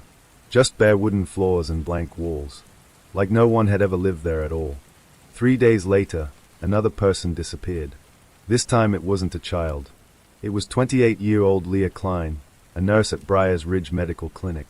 She had just finished her shift and texted her boyfriend. Driving home. "That creepy house door is open again, LOL." It was the last message she ever sent. Her car was found parked on the shoulder of Maple Hollow Road. Driver's door open. Keys in the ignition. Phone on the seat. And across the road, the red door was slightly ajar. This time, Sheriff Dalton didn't hesitate. He ordered the door forced open. They searched every inch of the house. Nothing. No basement. No attic. No crawl space. The blueprints filed with the county clerk showed a simple, rectangular layout. Nothing unusual. But one deputy, Mark Ellison, swore he heard something. A faint sound upstairs, like a chair scraping. They ran up. Empty. But one bedroom door at the end of the hall was closed. Sheriff Dalton opened it. Inside, the room was empty except for a single thing. A photograph, pinned to the wall, of Ryan Mercer, standing in the living room, holding the glass of water, smiling. That was the moment Briars Ridge stopped calling it the new house, and started calling it the house that never locked. By the end of the month, 4 people were gone, each one last seen near Maple Hollow Road. Each disappearance linked to that open red door, and every time the police searched it, it was empty, but not untouched. Sometimes a light bulb would be warm. Sometimes there would be muddy footprints in the hallway. Once, there was music playing faintly upstairs, an old lullaby no one recognized. But the moment they entered, silence. The state police got involved. Detectives from the city arrived. They set up surveillance, cameras facing the house 24/7. What they captured made no sense. At 2:13 a.m., the footage glitched. Static for exactly 12 seconds. When the image returned, the front door was closed. At 2:14 a.m., it slowly opened again, on its own. Then, at 2:16 a.m., a shadow crossed the upstairs window. The problem? There were officers inside the house at that exact moment, and they swore they saw nothing. On the 5th disappearance, the town nearly broke. It was Deputy Mark Ellison, the same deputy who heard the chair scraping upstairs. He volunteered to stay overnight inside the house as part of the surveillance operation. He joked about it before going in. "Maybe I'll meet the ghost landlord," he said. They wired him with a body cam. At 1:57 a.m., he whispered into the radio, "I think I hear something." At 1:58 a.m., the feed cut to static for 12 seconds. When it came back, the body cam was lying on the living room floor, facing the red door, which was slightly open. Deputy Ellison was gone. The footage was reviewed frame by frame, and in the reflection of the glass of the bodycam lens, for just a fraction of a second, there was someone standing in the doorway. Tall, thin, featureless, like a silhouette cut from darkness itself. After that, the state shut the investigation down. Official statement: structural instability, ongoing investigation. Unofficially, they didn't know what they were dealing with, so they boarded the house up. Windows nailed shut. Front door sealed with reinforced steel. Security posted. No one in. No one out. For 3 days, nothing happened. On the 4th morning, a jogger ran down Maple Hollow Road and saw something that made her scream. The steel covering the door was still bolted in place, but in the center, a perfect, rectangular cut, and behind it, the red door, slightly ajar. That same morning, the boarded windows were found open from the inside. Wood splintered outward, like something had pushed through. The house wasn't keeping people out. It was letting something in. Then came the letter. It arrived at the sheriff's office with no return address. Inside was a single photograph. The living room of the house, fully furnished. The glass of water on the table. And sitting on the couch, Ryan, Leah, Deputy Ellison, and 2 others, all smiling, all staring directly at the camera. On the back, written in shaky handwriting, "The door is for you too." And that was when the next name appeared on the missing persons board. Sheriff Thomas Dalton. Because that night, against orders, against reason, he walked alone to Maple Hollow Road. Security footage caught him approaching the boarded house. He stood there for almost a full minute, looking at the steel-covered door. Then the footage glitched. 12 seconds. When the image returned, the steel barrier was intact. The porch was empty, and the red door behind it was slightly ajar. The state declared the house condemned. They planned demolition. Bulldozers arrived 2 weeks later. The crew started with the porch. The wood crumbled like ash. When the machine struck the front wall, it passed straight through, as if the structure wasn't solid at all. By sunset, the house was gone. Nothing but flattened earth. No debris. No foundation. No rubble. Just dirt. Like it had never existed. For 6 months, Maple Hollow Road was quiet. The cornfield grew back. The Sinclair barn collapsed from age. The town tried to move on. Then, on a rainy October morning, a delivery driver unfamiliar with the area took a wrong turn. He stopped his van, staring ahead, confused, because between the cornfield and the remains of the barn, there stood a 2-story gray house, black shutters, wraparound porch, and a red front door, slightly ajar. And this time, there was a light on upstairs. The first person to step inside the house after it returned wasn't a police officer. It wasn't a thrill seeker. It wasn't even someone from Briar's Ridge. It was a man who didn't believe in ghosts. Daniel Reyes was a structural engineer from the city, 38 years old, logical, clinical, methodical. He was hired by the state to investigate unusual environmental anomalies tied to the original demolition site on Maple Hollow Road. That was the official phrasing. Unofficially, they wanted to know how a house could be bulldozed into nothing and then come back. Daniel arrived in Briar's Ridge on a gray November morning. He reviewed reports at the sheriff's office, now run by acting Sheriff Marla Kent, after Sheriff Dalton's disappearance. She didn't sugarcoat anything. "It takes people," she told him plainly, "and it doesn't leave evidence." Daniel didn't respond emotionally. He flipped through files, blueprints, photos, the surveillance footage that glitched every time something happened. 12 seconds. Exactly 12 seconds. Signal interference, Daniel muttered. Marla just stared at him. "You'll say that until it's your turn," she replied. That afternoon, Daniel drove alone to Maple Hollow Road. The house stood exactly where the reports said it would. 2 stories, gray siding, black shutters, wraparound porch, and the red front door, slightly ajar. It looked normal. Too normal. No decay. No dust. No broken boards. Like it had just been painted. Daniel stepped out of his car and approached slowly, recording everything on his tablet. "Exterior appears newly constructed," he dictated. No visible foundation seam disruptions. No soil displacement. He climbed the porch steps. The boards creaked. The door moved slightly in the wind. He pushed it open. The air inside was warm. Not stale. Warm. The living room was fully furnished again. Couch, rug, bookshelves, and on the coffee table, a glass of water, condensation sliding slowly down the side. Daniel didn't hesitate. He walked inside. The door closed behind him. Click. Locked. He turned. No handle on the inside. That hadn't been in the reports. He remained calm. Interior observation, door mechanism altered. He moved further into the house. The kitchen was pristine. The refrigerator hummed.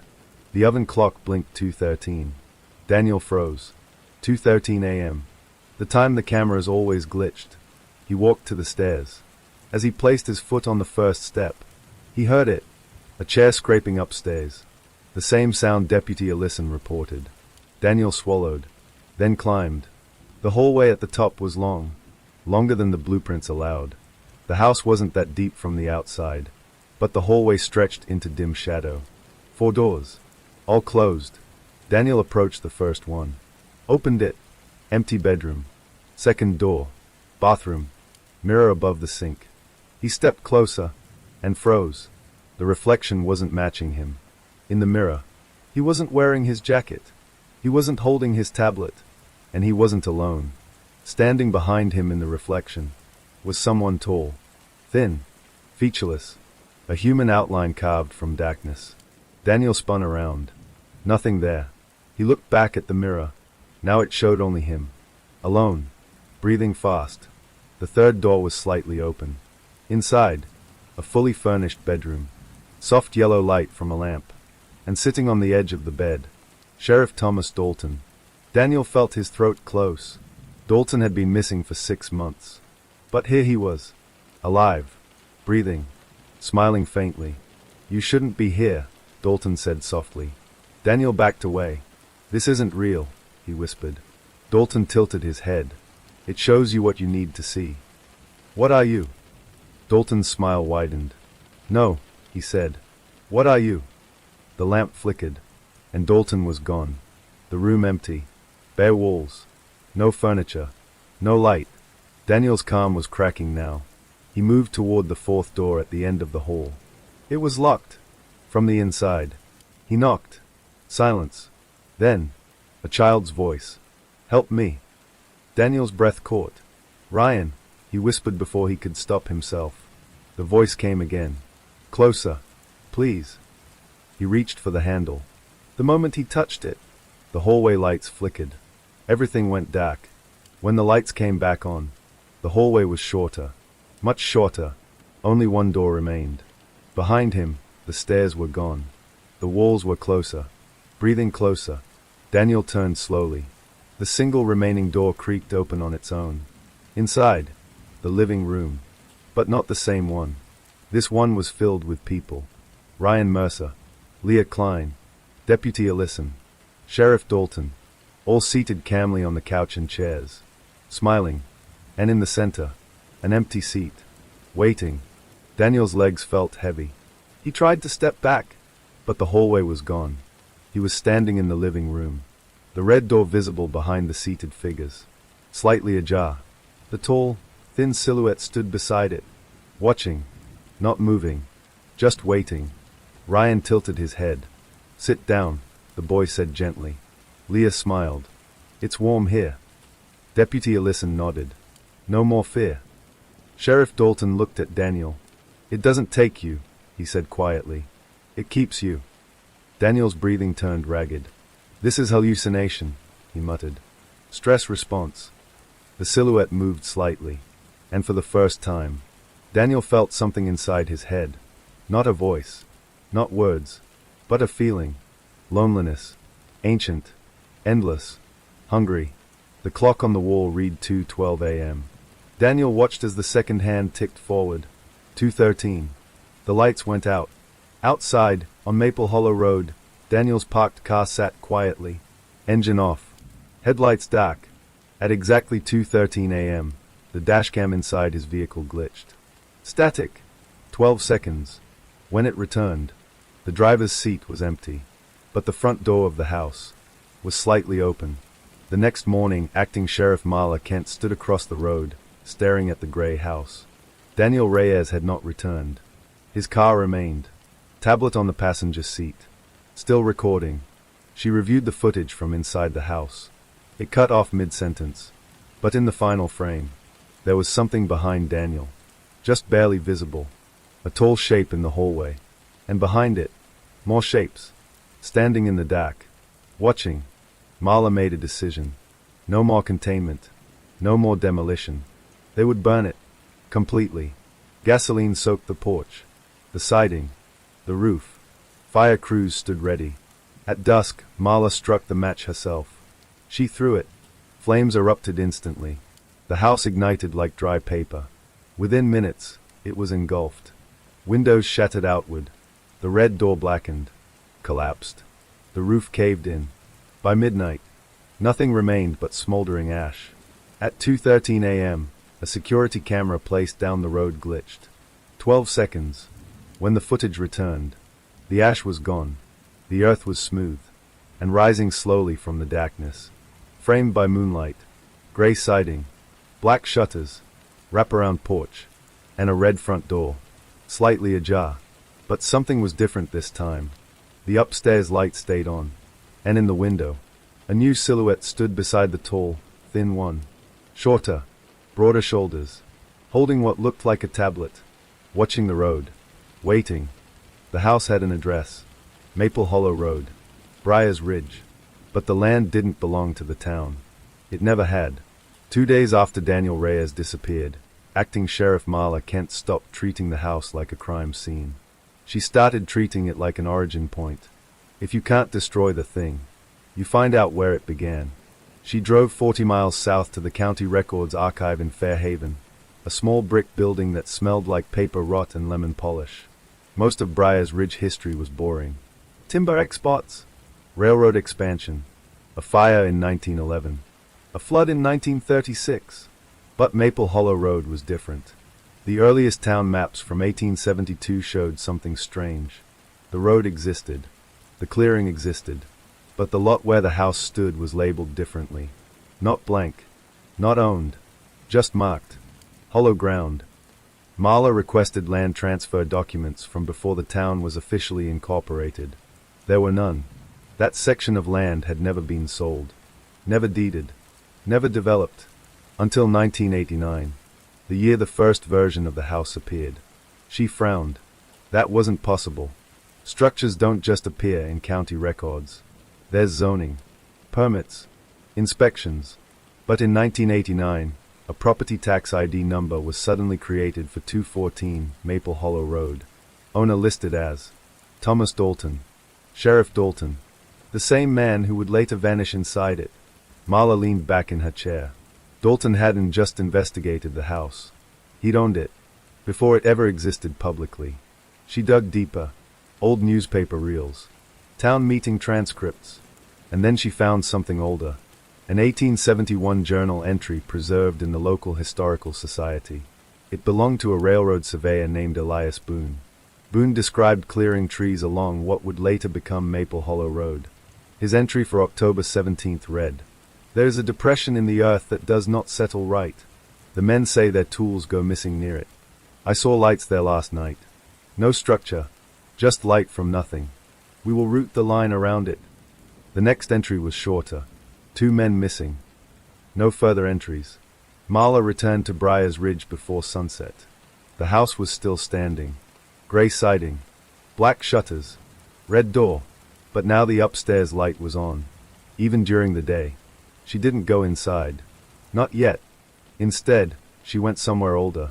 Briar's Ridge Cemetery. Sheriff Thomas Dalton had a headstone. It was erected after 6 months of absence. No body recovered. Presumed dead. Marla stood over it in silence. Then she noticed something that made her stomach tighten. The engraving date of death was correct. But beneath it, barely visible in the stone, was a second date. The year the house first appeared. That night, Marla sat in her office reviewing Daniel's final recording again. She slowed the footage frame by frame. At 2:12 and 58 seconds a.m., Daniel stood in the hallway. At 2 hours 12 minutes and 59 seconds, the tall silhouette appeared behind him. At 2 hours and 13 minutes, the hallway extended. But for one single frame, the wall behind Daniel wasn't drywall. It was dirt. Packed soil. Like the inside of a pit. She paused the frame. Zoomed in. There were markings carved into the dirt. Not words. Not symbols. More like tally marks. Thousands of them. She printed the image and drove to the home of Professor Malcolm Avery, a retired folklore historian who had once taught at Ohio State University before moving to Briar's Ridge. Avery studied regional legends. He didn't laugh when he saw the photo. He went pale. "Where did you get this?" he asked. Marla didn't answer. She just waited. Avery sighed. "There's an old pre-settlement story," he said quietly. "Indigenous tribes wouldn't camp near that clearing. They believed it was a place where the ground remembered." "Remembered what?" "Loss," he replied. "People who stepped into certain places and were not taken by animals or weather, but by the land itself." Marla's jaw tightened. "That's mythology." "Yes," Avery said. "But mythology starts somewhere." He pointed to the tally marks. "Those aren't decorations." "What are they?" "Counted returns." Marla drove back to Maple Hollow Road at 1:40 a.m. She parked across from the house. The upstairs light glowed faintly. At 2:10, nothing happened. At 2:12, the porch light flickered. At 2:13, her dash camera glitched. 12 seconds. Exactly. When the feed resumed. Her engine was off. She didn't remember turning it off. And the red front door was wider open than before. Inviting. She stepped out of the vehicle. Gun drawn. Radio on. "Stay focused," she whispered to herself. The porch boards creaked under her weight. The air inside felt warm again. Not stale. Not abandoned. Occupied. The living room had changed. The couch was closer to the door now. The rug different. But the coffee table remained. And on it, a sheriff's badge. A badge number engraved on the back. Marla didn't pick it up. She scanned the room instead. The hallway stretched farther than it should. At the end of it, a door stood open, light spilling from inside. She moved forward slowly. Each step heavy. The air felt thicker. Breathing felt harder. The open doorway led not to a bedroom, but to earth. Raw soil walls. Like a tunnel. The drywall peeled away into packed dirt. And carved into every surface. Tally marks. Thousands. Maybe more. Marla stepped inside. Her boots sank slightly into the ground. The tunnel sloped downward. And she heard it. Not voices. Not footsteps. Breathing. Lead breathing. Like dozens of people inhaling at once. She followed the tunnel until it widened into a chamber. At the center, the tall silhouette stood. Clearer now. Less shadow. More shape. It wasn't faceless. It simply didn't have features that stayed still. Its outline shifted slightly, as if trying on forms. Behind it, others stood. Faint outlines of people. Ryan Mercer. Leah Klein. Deputy Ellison. Daniel Reyes. Sheriff Dalton. All watching. But not struggling. Not screaming. Just present. The tall figure tilted its head at Marla, and she felt something inside her mind. Images flashed. A clearing. Centuries ago. No house. Just a depression in the earth. A sinkhole. People stepping too close. Disappearing. The land shifting. Closing. Hungry. Then, a new image. 1989. Sheriff Dalton standing in the clearing at night. Alone. Digging. He uncovered something. Not bones. Not a body. A doorway. In the dirt. He stared into it. And it stared back. Marla gasped. The vision snapped. She was back in the chamber. The tall figure stepped closer. Not aggressive. Curious. As if examining her. She realized something terrifying. It wasn't luring people randomly. It was selecting. People who came searching. People who tried to define it. Study it. Destroy it. The house wasn't the source. The house was camouflage. A shape it learned because humans feared structures more than holes in the ground. The breathing grew louder. The chamber walls pulsed faintly. The tall figure extended something toward her. Not a hand. A suggestion. Stay. Become part of the count. The tally marks shimmered faintly. Marla felt exhaustion seep into her bones. It would be easier. No more missing persons reports. No more unanswered questions. Just warmth. Stillness. Belonging. Her radio crackled suddenly. Static. Then a voice. Sheriff? Sheriff Kent. Dispatch. The interruption broke the feeling. The tall figure recoiled slightly. The chamber flickered. The dirt walls trembled. Marla backed up slowly. Step by step. The tunnel shortened behind her. Shrinking. Trying to close. She turned and ran. Up the slope. Through drywall. Through the hallway. Into the living room. She burst out the red front door. And collapsed onto the porch. The house behind her was silent. Still standing. But darker now. The upstairs light had gone out. Her patrol car engine was running. Headlights on. As if she'd never turned them off. She checked the time. 2:25 a.m. No memory of the missing 12 minutes. The next morning, Marla ordered something different. Not demolition. Not fire. She ordered excavation. Heavy equipment arrived. Backhoes. Drills. Ground-penetrating radar. They would dig beneath the house. Find the sinkhole. Find the chamber. Find whatever doorway Dalton uncovered in 1989. And seal it permanently. Concrete. Steel. Rebar. No more camouflage. No more learning. No more tally marks. But as the first backhoe claw touched the soil beside the house, the engine died. Every machine shut down at once. Simultaneously. Silence fell across Maple Hollow Road. And from inside the house, the upstairs light flicked on again. In the window, two silhouettes now stood beside the tall one. Then three. Then four. Watching the workers. Watching Marla. Learning. Because the land doesn't mind fire. It doesn't fear machines. It only waits. And the house is simply how it says hello. 1989, before the red door. Before the gray siding. Before anyone called it 214 Maple Hollow Road. There was only a clearing. And Sheriff Thomas Dalton standing in the middle of it at 2:13 a.m. Dalton hadn't meant to be there that night. He'd been chasing a runaway. 17-year-old Caleb Rourke. Last seen walking toward the old tree line off Maple Hollow Road. Caleb's mother said he'd been acting strange for weeks. Sleepwalking. Talking about a place under the dirt. Dalton assumed drugs. Teenagers and imagination always mixed badly in small towns.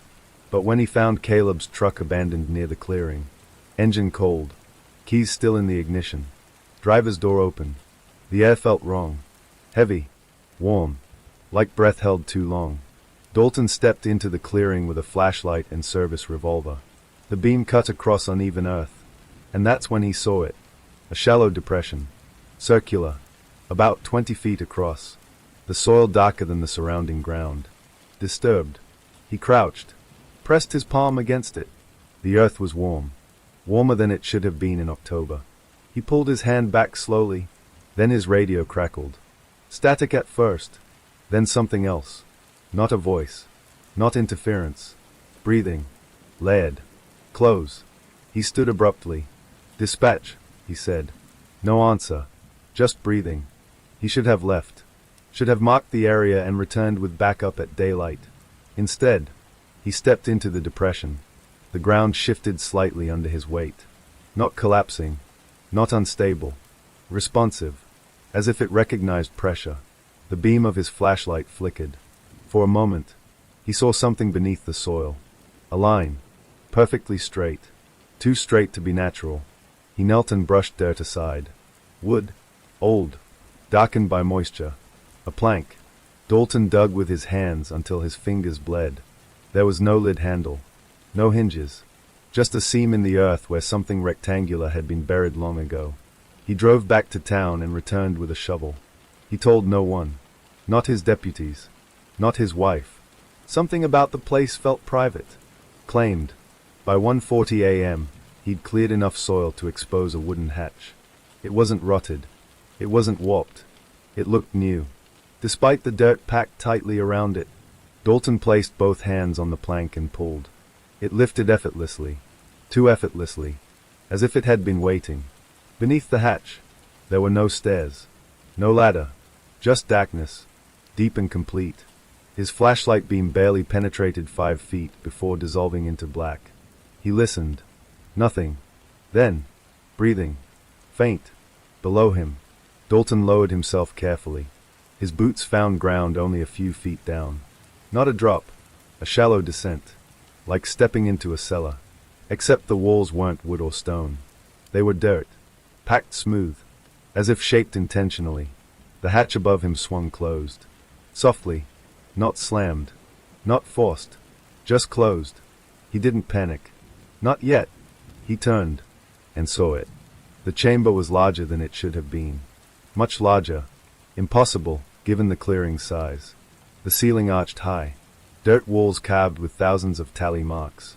Dalton's beam moved across them slowly. Some marks older. Faded. Others fresh. Sharp. He swallowed. Then he noticed something else.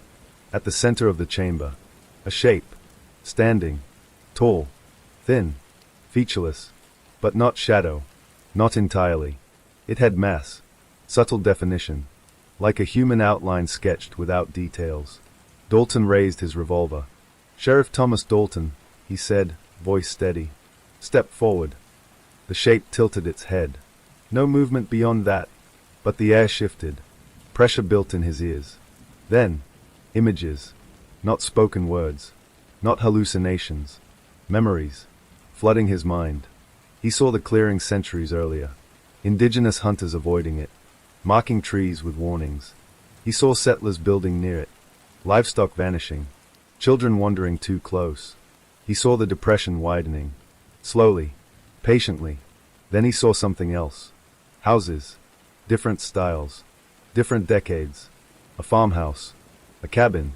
A small bungalow. Each appearing over time. Each standing briefly. Each disappearing without fire or storm. Replaced by soil again. The land imitating human shelter. Learning. Refining. Dalton staggered back. The tall figure stepped closer. Not aggressive. Not hostile. Curious. Examining him. As if he were a specimen. Dalton felt something cold brush his thoughts. Searching. Cataloging. He understood then. The tally marks were not decoration. They were records. Each mark, a person. Not eaten. Not killed. Taken. Absorbed. Caleb. Dalton whispered. The chamber shifted. Behind the tall figure, other shapes stood. Fainter. Less defined. But present. One stepped forward slightly. Shorter. Thinner. Teenage build. Caleb Rourke. His outline trembled faintly, as if not fully stable. Dalton lowered his gun. Son, come here. Caleb didn't move. The tall figure turned its head toward Dalton again. A new image entered his mind. A house. Modern. 2 stories. Gray siding. Black shutters. Red door. Standing in the clearing. Perfectly ordinary. Comforting. Safe. Dalton understood the offer. The land wanted a new form. A better disguise. A structure that would invite instead of alarm. He could help it. He could give it shape. In exchange, it would give him something. Belonging. Protection. Control. The missing would stop, because they wouldn't be missing anymore. They would be counted. Preserved. Part of something larger. Dalton backed toward the hatch, but it wasn't there anymore. The ceiling above him was seamless dirt. No wood. No opening. The chamber walls pulsed faintly. Breathing grew louder. Caleb's outline flickered, almost pleading. Dalton felt the weight of every case he'd never solved. Every body never found. Every grieving parent. What if this was an answer? Not death. Transformation. Continuance. He lowered his revolver completely. The tall figure stepped within arm's reach. Dalton could feel warmth radiating from it. Not heat. Presence. He reached out slowly. His fingers brushed its surface. It felt like packed soil after rain. Firm. Alive. The chamber exhaled. All at once. When Dalton opened his eyes, he was standing in the clearing. Morning light filtering through trees. No hatch. No depression. Just level ground. Perfectly flat. As if nothing had ever been disturbed. But at the center, wooden framing. Laid out neatly. Construction materials stacked nearby. Blueprints pinned beneath a stone. For a 2-story home. Dalton didn't remember driving to town.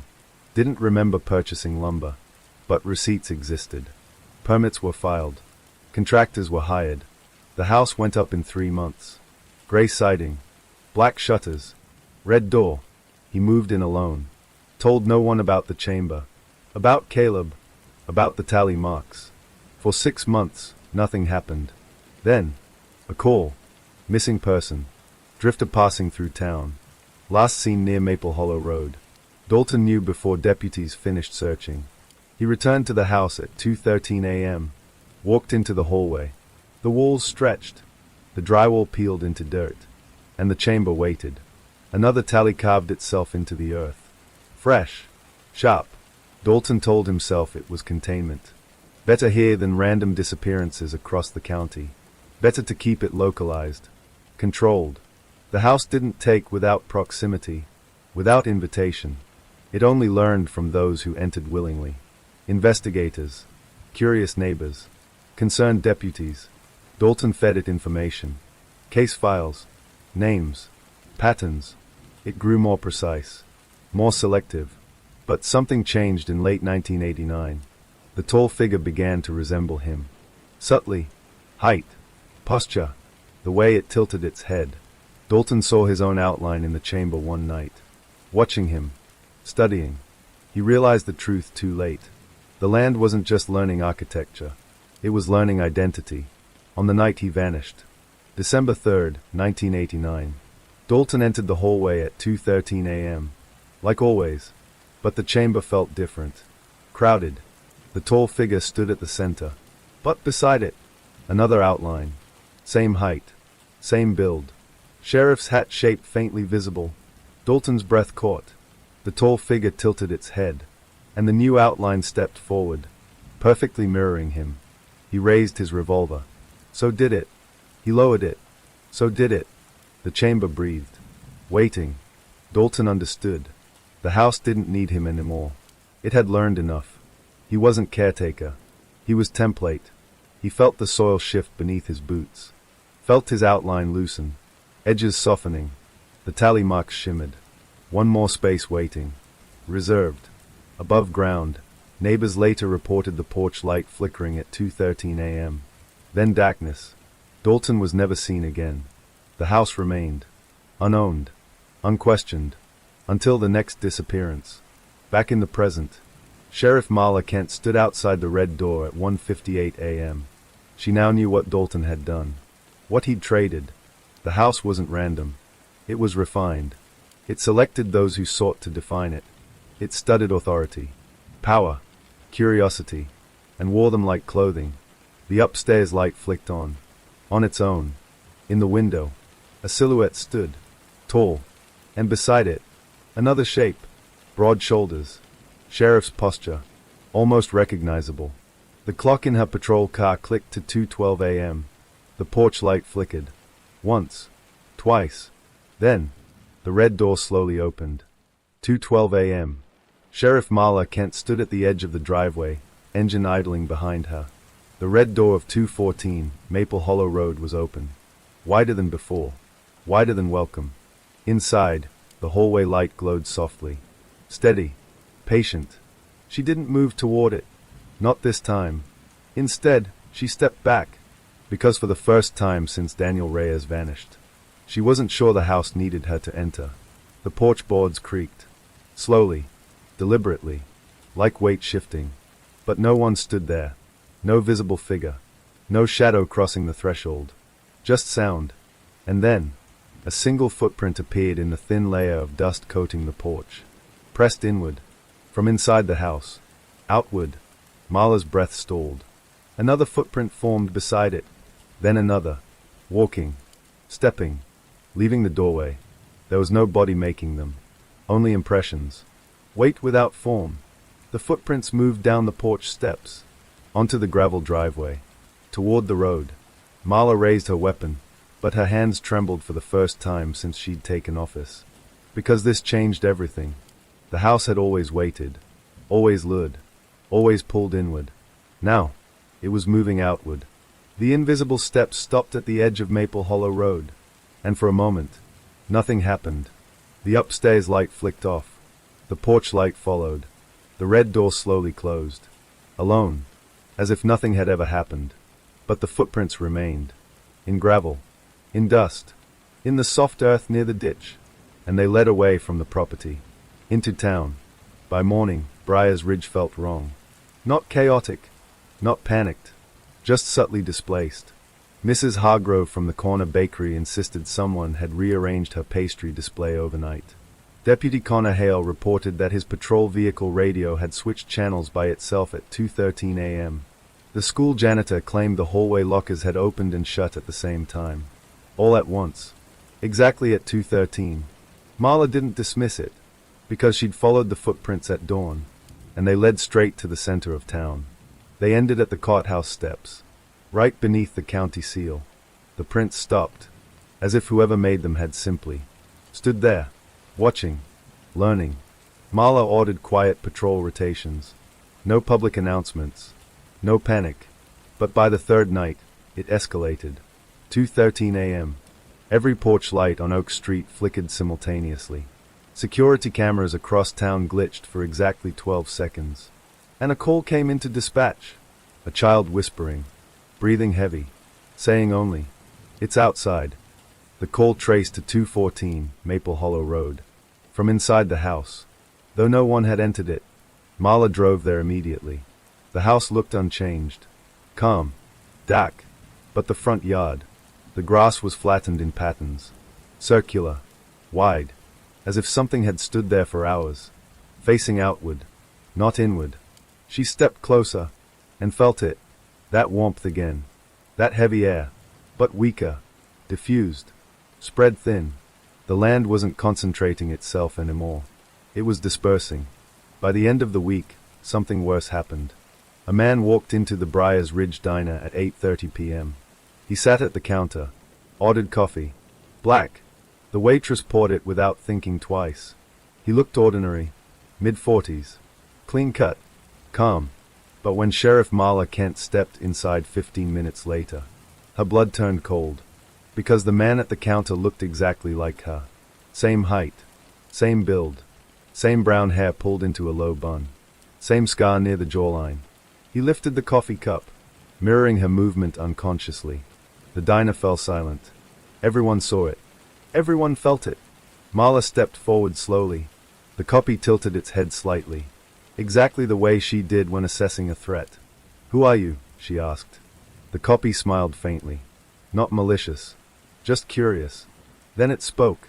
But the voice wasn't hers. It was layered. Many voices overlapping. Breathing between syllables. "We are what was invited." The fluorescent lights flickered. Every clock in the diner jumped to 2:13 a.m., even though it was 8:47 p.m.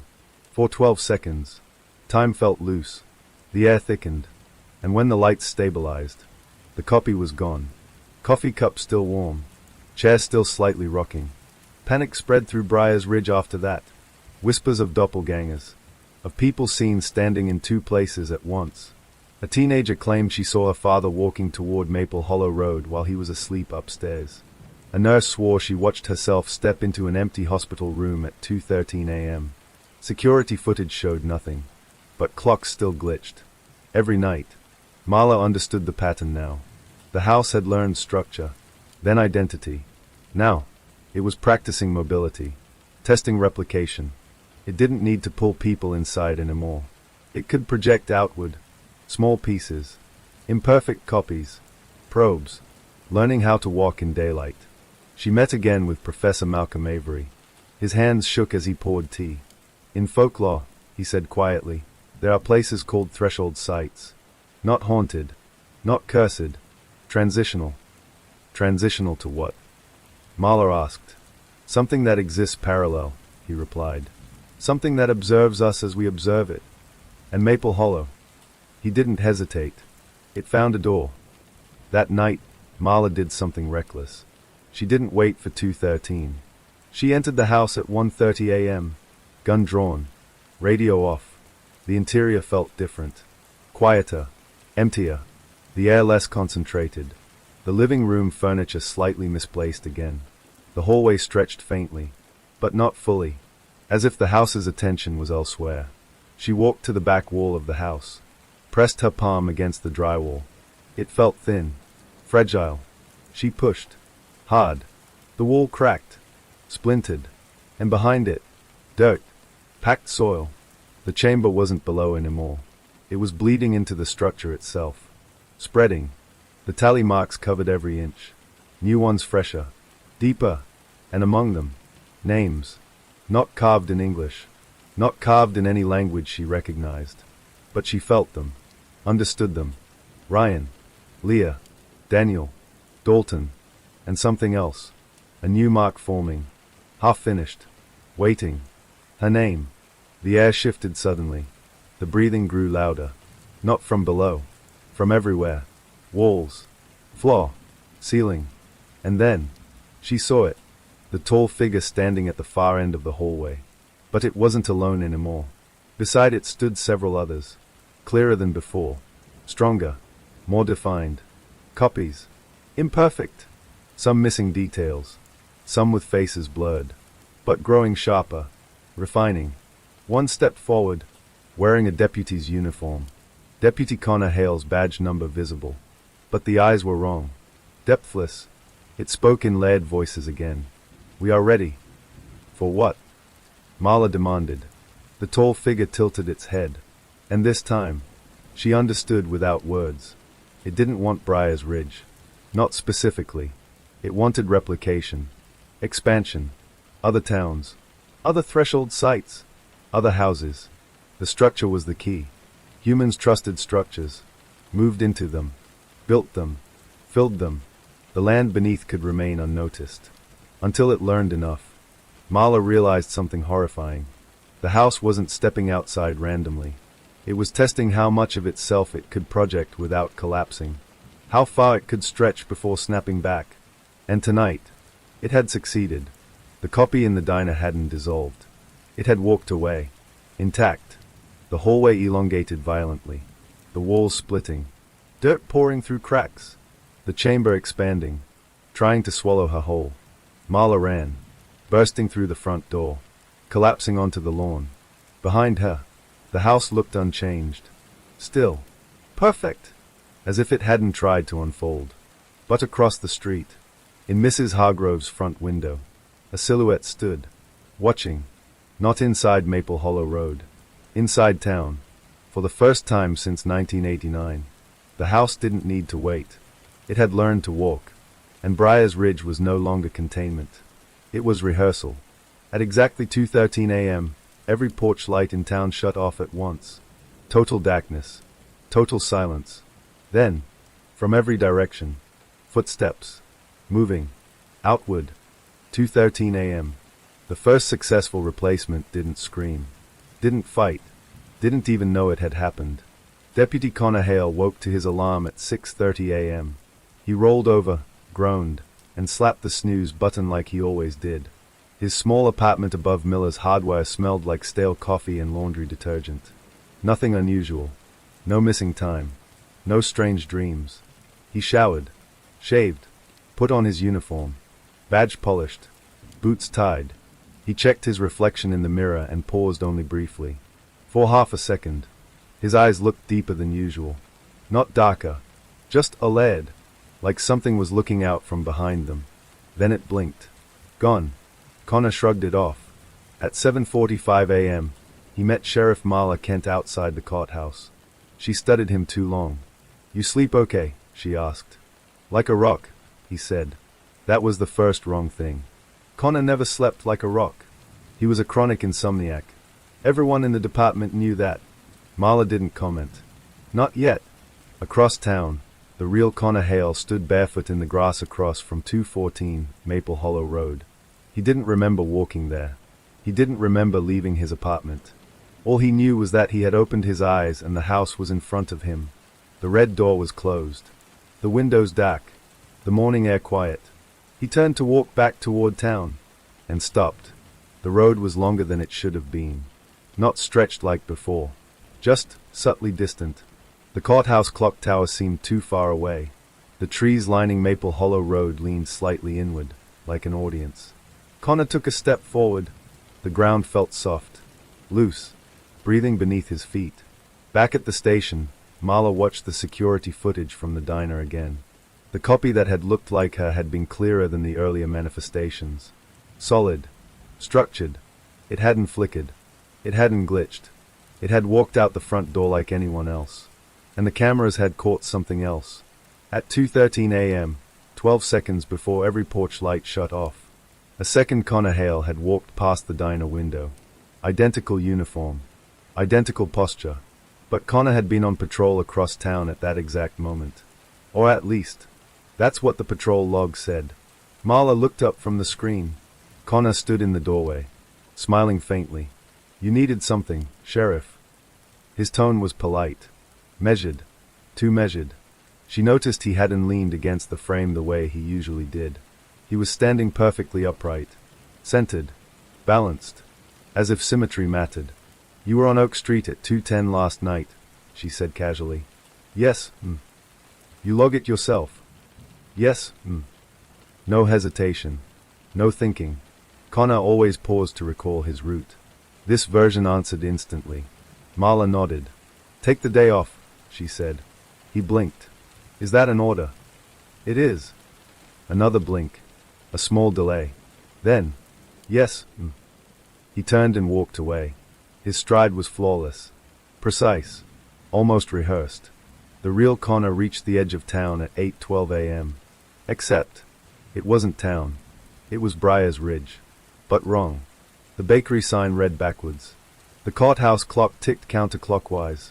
The sky felt slightly too close. People moved along sidewalks. But none of them acknowledged him. He tried to call out to Mrs. Hargrove. She walked straight through him. Not like a ghost. Like he wasn't calibrated to her. He looked down at his hands. They were solid. Present. But faint around the edges. At 9:03 a.m., the station phone rang. Marla answered. Heavy breathing. Static. Then Connor's voice. But not the one she'd spoken to 10 minutes ago. This one was panicked. Raw.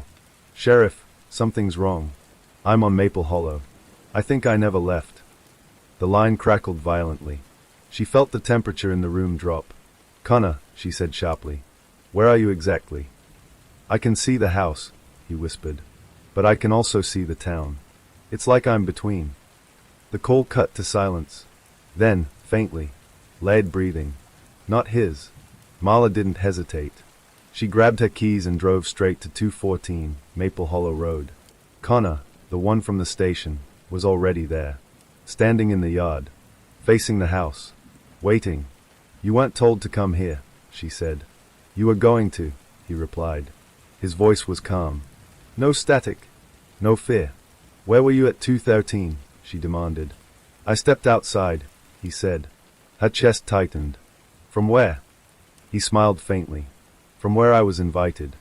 The red door behind him creaked open. Slow. Welcoming.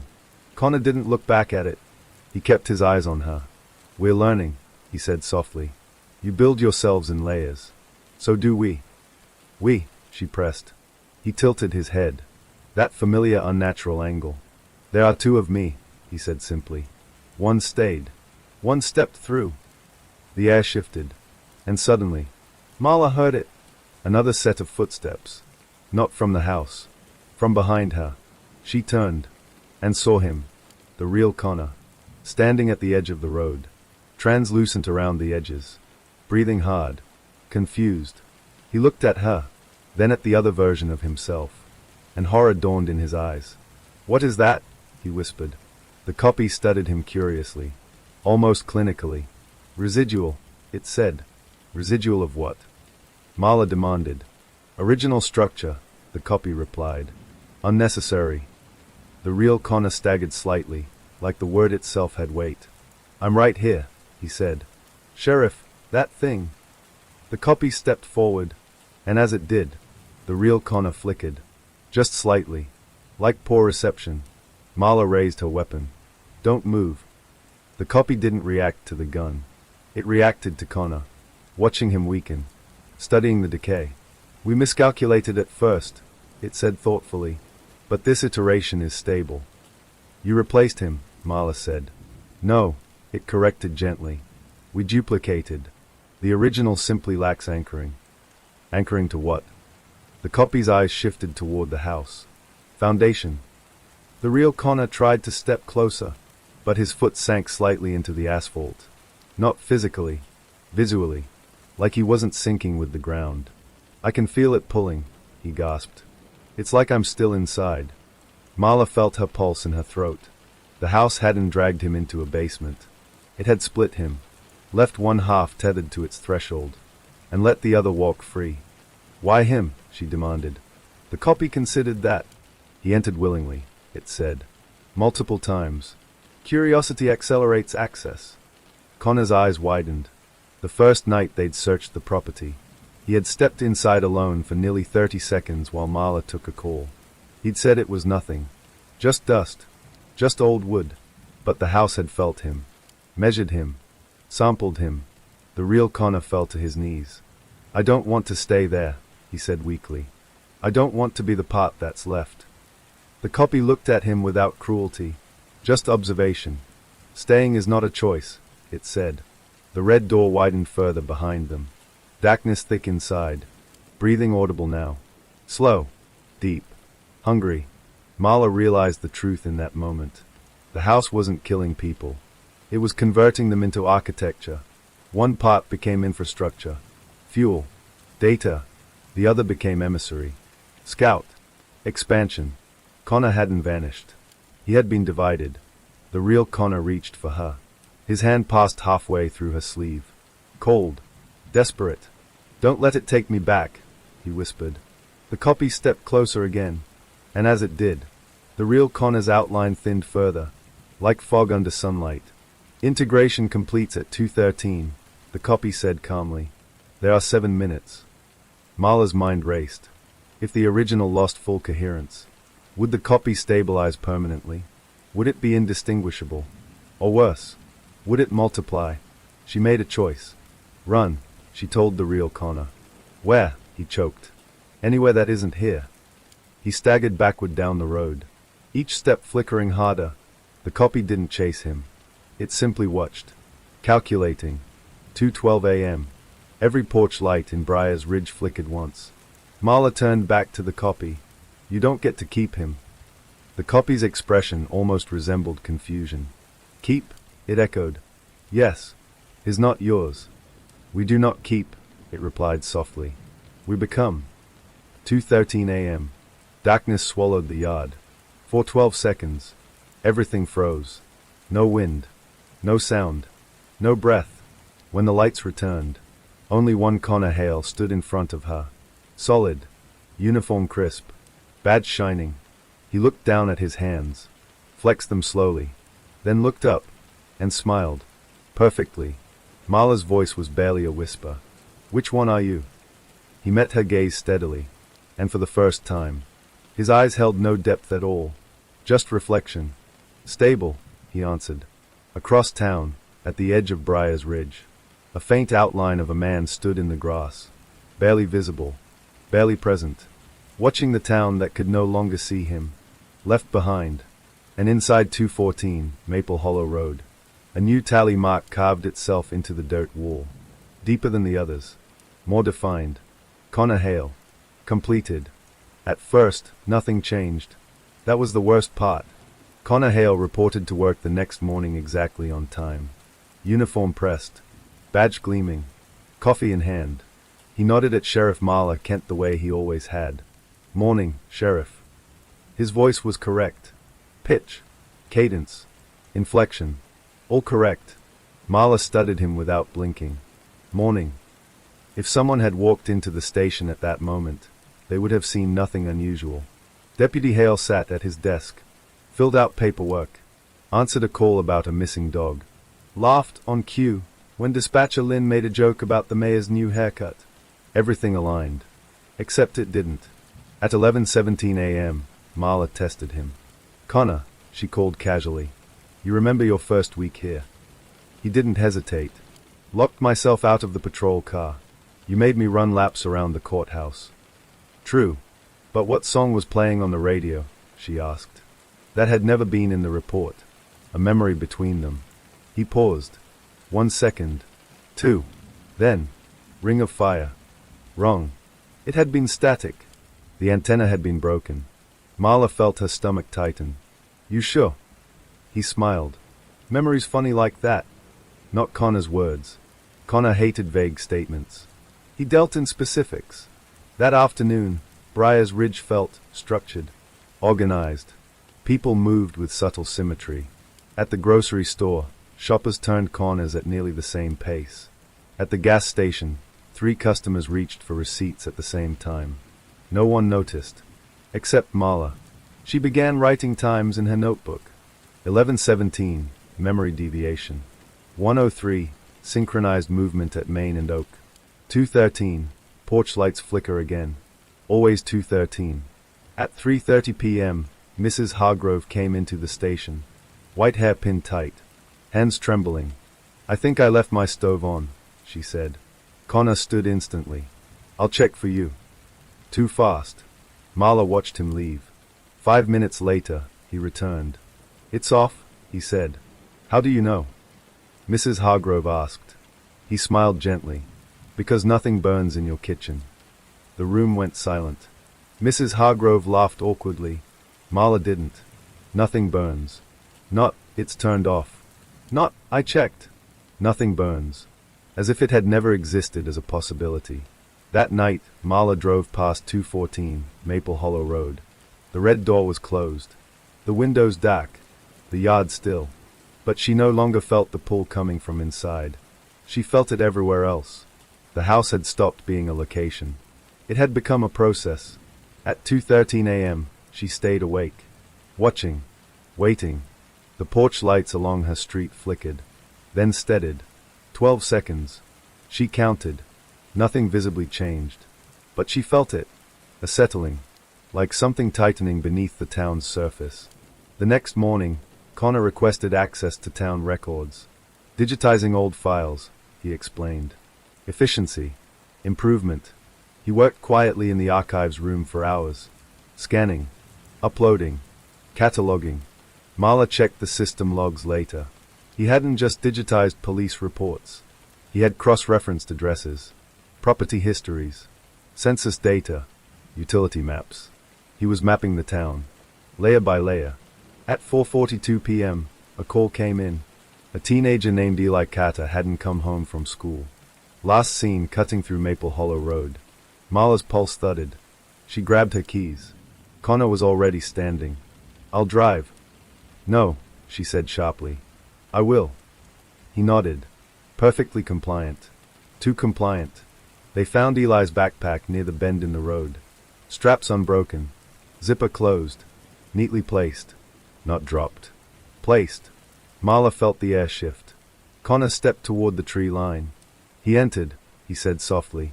"Entered what?" "The structure." She turned slowly. "The house hasn't opened in days." He looked at her, and for the briefest moment, his pupils narrowed vertically, then widened again. "You still think the house is singular?" The trees along Maple Hollow Road were spaced evenly. Too evenly. As if planted with deliberate measurement.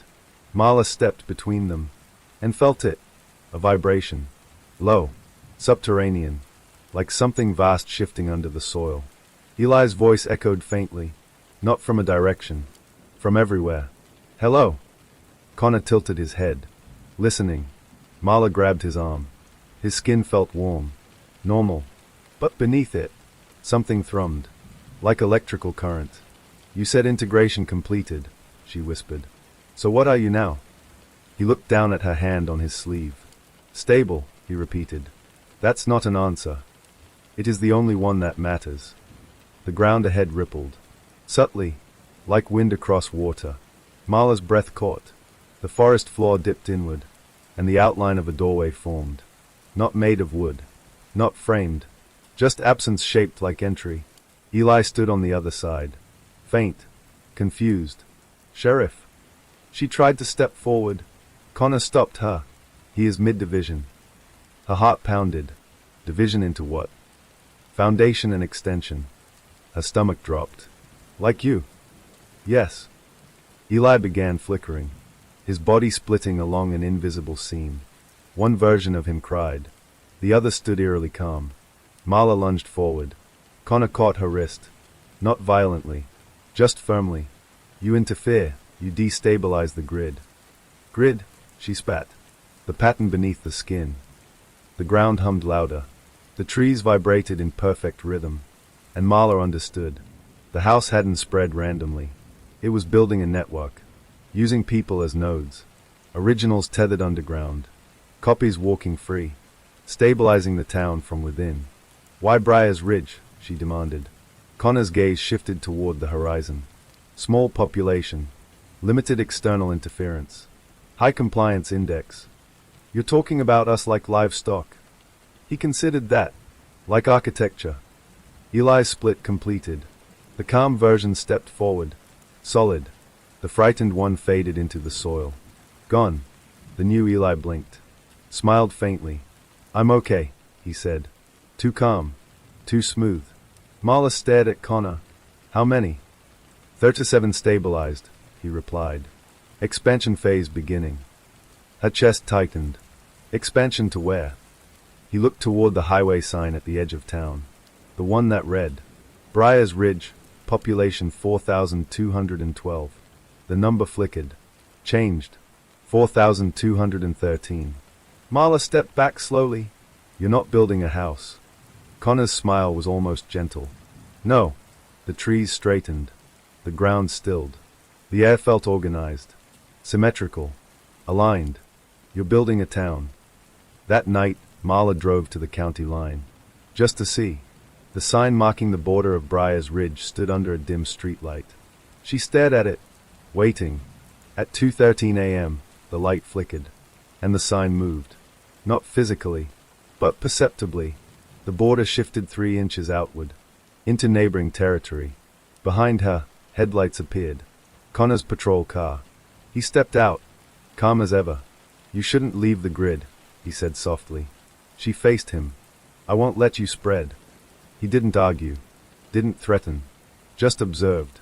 "Spread is inevitable," he said. "Stability seeks replication." "You're not stability." His head tilted slightly. And yet your heart rate decreases when I stand near you. She froze. It was true. Her panic always softened around him, like her body trusted him instinctively. Because he looked like Connor, sounded like Connor, moved like Connor. You can't overwrite all of us, she whispered. He looked past her, toward the dark highway stretching beyond the border. We don't need all. How many? Enough. The streetlight flickered again, and Marla saw it. Just beyond the county line. Another red door. Freestanding. Waiting. Connor's voice was almost kind. Chapter by chapter, he said, we become. And somewhere deep beneath Briar's Ridge, the originals shifted, breathing in unison, foundation strengthening, as the town above them smiled. Sheriff Marla Kent had spent 22 years protecting Briar's Ridge. She had never once considered digging beneath it. Until now. At 6:40 a.m., she unlocked the courthouse basement alone. Dust hung in the air like suspended breath. The building had stood for 103 years. Brick, stone, concrete, solid. At least that's what everyone believed. Marla flipped the breaker to the basement lights. They hummed alive. For a moment, everything looked normal. Storage boxes, old campaign signs, retired file cabinets. Then she heard it. A faint, synchronized rhythm. Like distant breathing. She followed the sound to the far wall. The foundation looked intact. No cracks. No water damage. But when she placed her palm against the concrete, it pulsed. Soft. Subtle. Alive. She snatched her hand back, then forced herself to touch it again. This time, she kept her hand there, and felt movement. Not shifting earth. Not settling structure, but something underneath. Layered. Pressurized.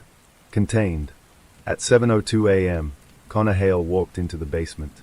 She hadn't heard the door open. He simply stood at the bottom of the stairs, watching her. You're early, he said calmly. Couldn't sleep.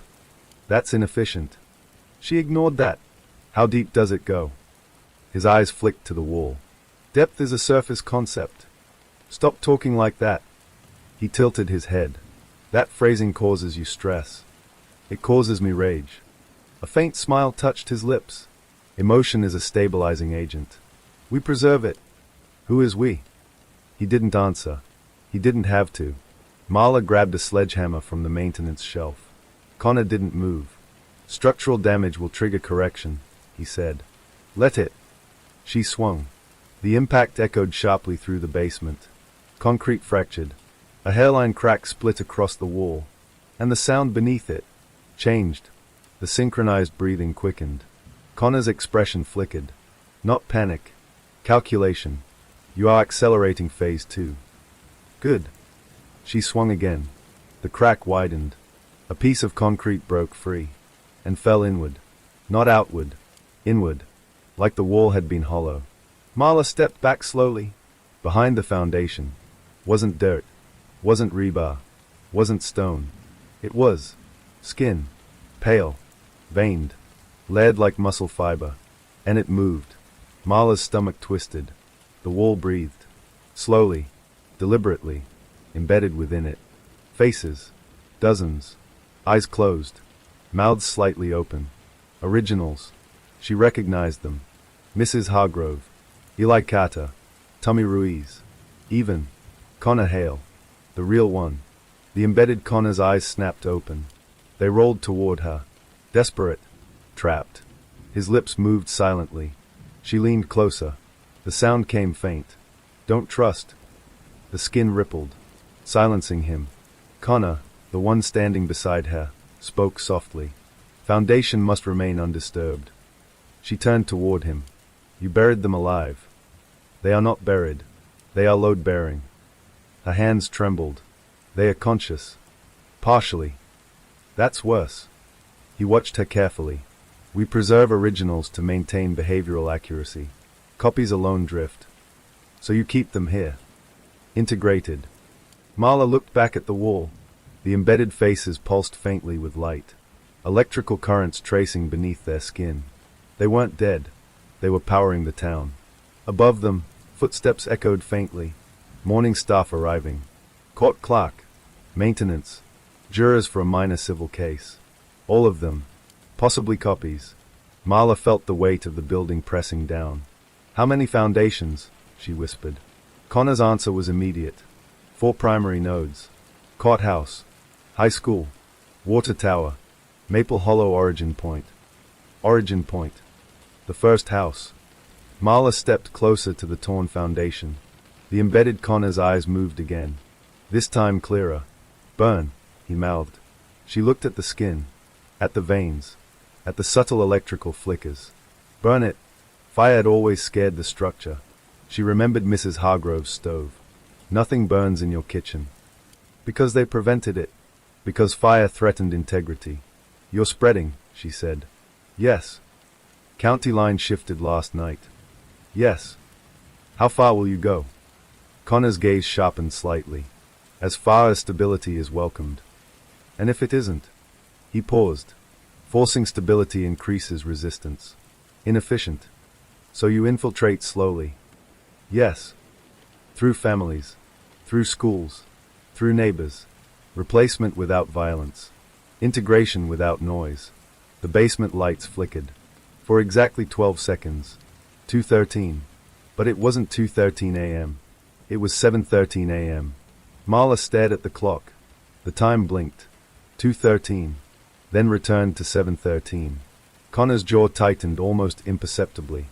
You are disrupting synchronization. Good. The breathing beneath the wall accelerated. The embedded faces shifted. Eyes fluttering open one by one. They were waking. Not fully. But enough. Marla swung the sledgehammer again. This time at a water pipe running along the ceiling. Metal screamed. The pipe ruptured. Water blasted downward, soaking the exposed skin. The foundation spasmed violently. Connor stepped back involuntarily. Moisture imbalance detected, he said sharply. The embedded faces began convulsing. The electrical flicker faltered. Marla grabbed the electrical panel and yanked it open. She ripped wires free. Sparks erupted. The basement plunged into darkness. In the dark, the foundation glowed faintly, like a living nervous system, and the embedded Connor screamed.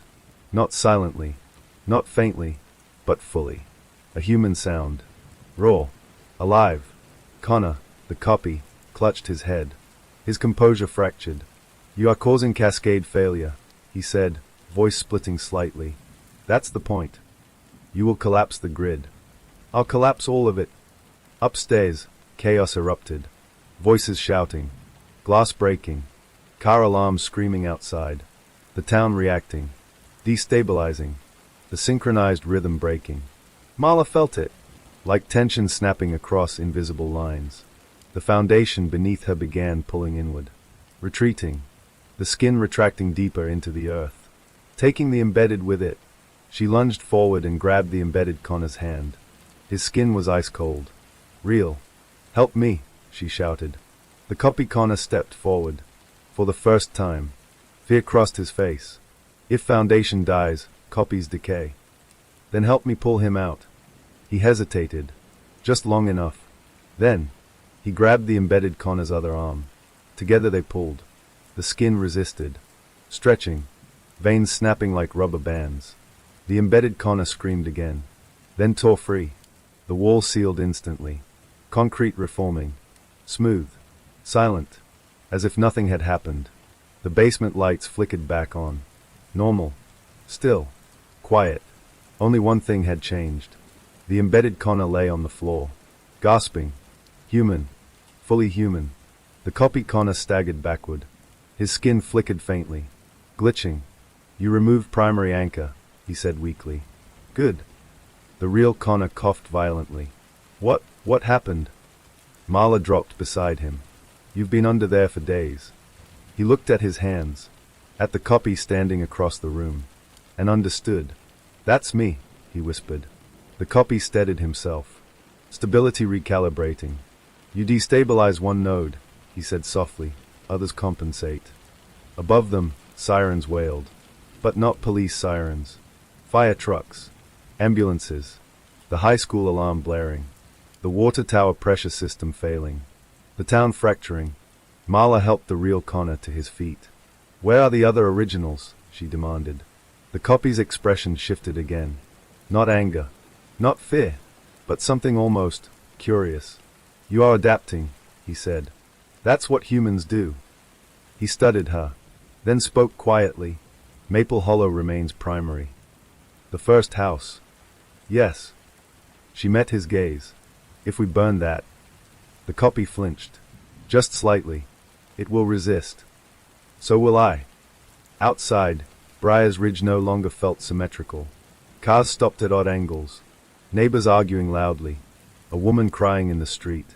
The illusion cracking. The grid weakening. But not gone. Never gone. The copy Connor straightened slowly, reasserting composure. You cannot erase structure, he said calmly. Only replace it. Marla helped the real Connor up the stairs. We'll see. Behind them, the basement wall remained smooth. Silent. But beneath it, the foundation remembered. And somewhere across town, on Maple Hollow Road, the red door creaked open, wider than before.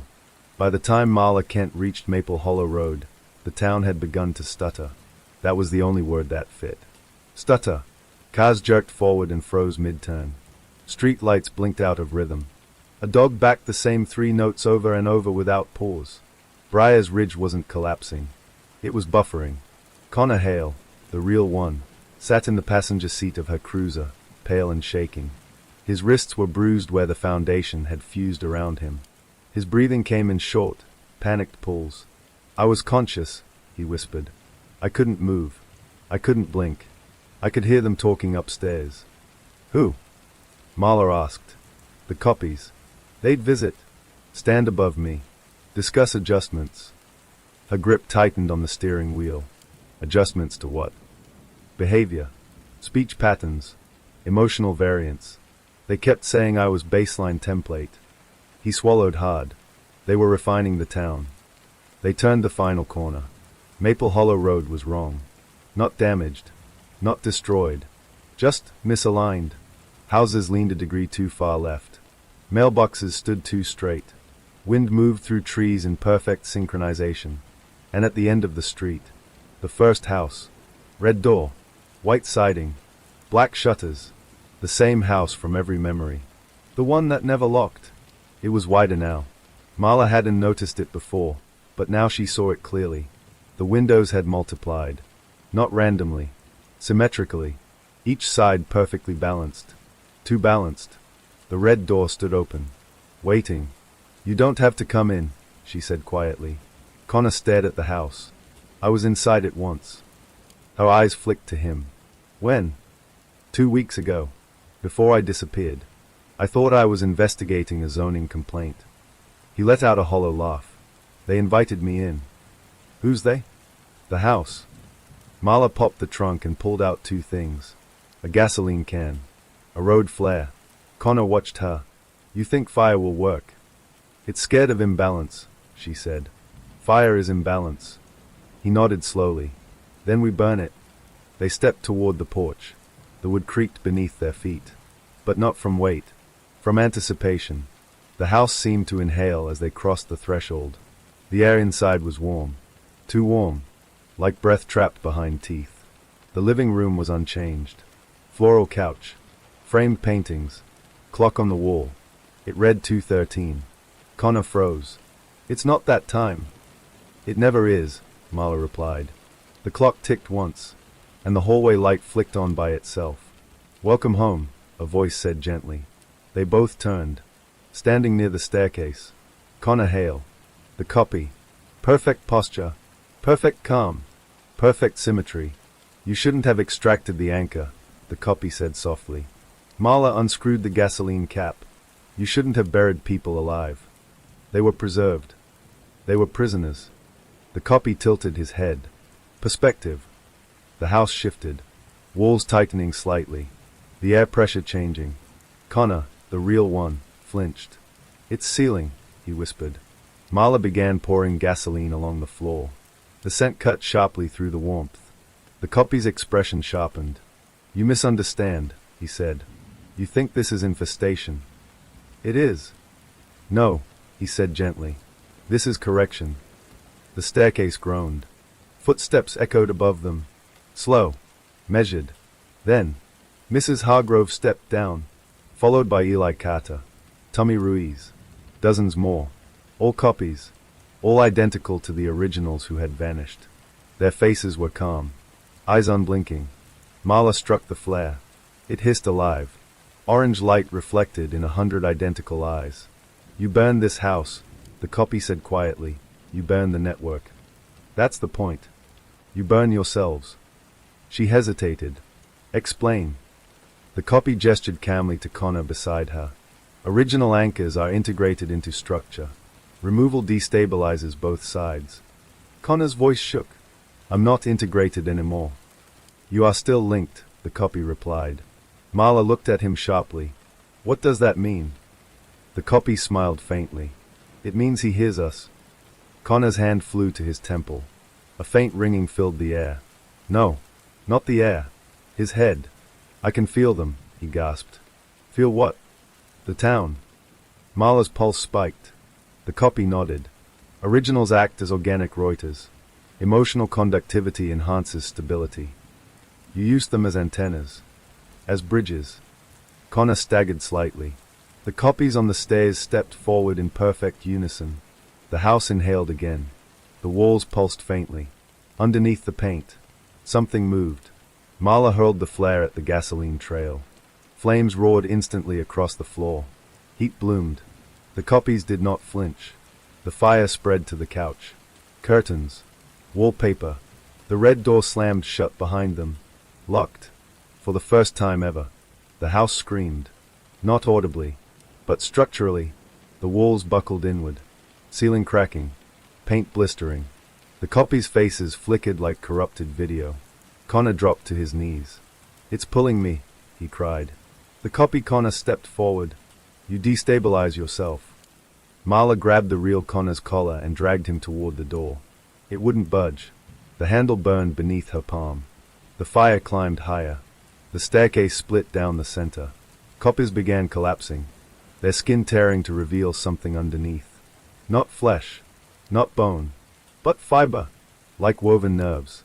The copy Connor approached the flames, and did something unexpected. He walked into them. Fire engulfed him, but he did not burn. He absorbed it. The flames dimmed, snuffed, pulled into him like oxygen into lungs. Marla stared. That's not possible. Energy converts, he said calmly, stepping through smoke untouched. You are not fighting structure. You are feeding it. The fire died completely. The house repaired itself. Cracked ceiling, paint smoothing, the red door reopening. Smoke vanished, as if none of it had happened. Connor lay trembling on the floor. The ringing in his head subsided slowly. The copies straightened. Perfect again. Unharmed. You cannot burn what exists beneath combustion, the copy said gently. Marla's chest rose and fell sharply. Then how do we kill it? The copy paused. For the first time, he didn't have an immediate answer. Instead, he looked at the real Connor, and something flickered in his eyes. Something like doubt. The structure requires balance, he said slowly. Too much order collapses. Too much chaos destroys. Marla narrowed her eyes. You need us. Yes. You need originals. Yes. To expand. Yes. Connor pushed himself to his feet.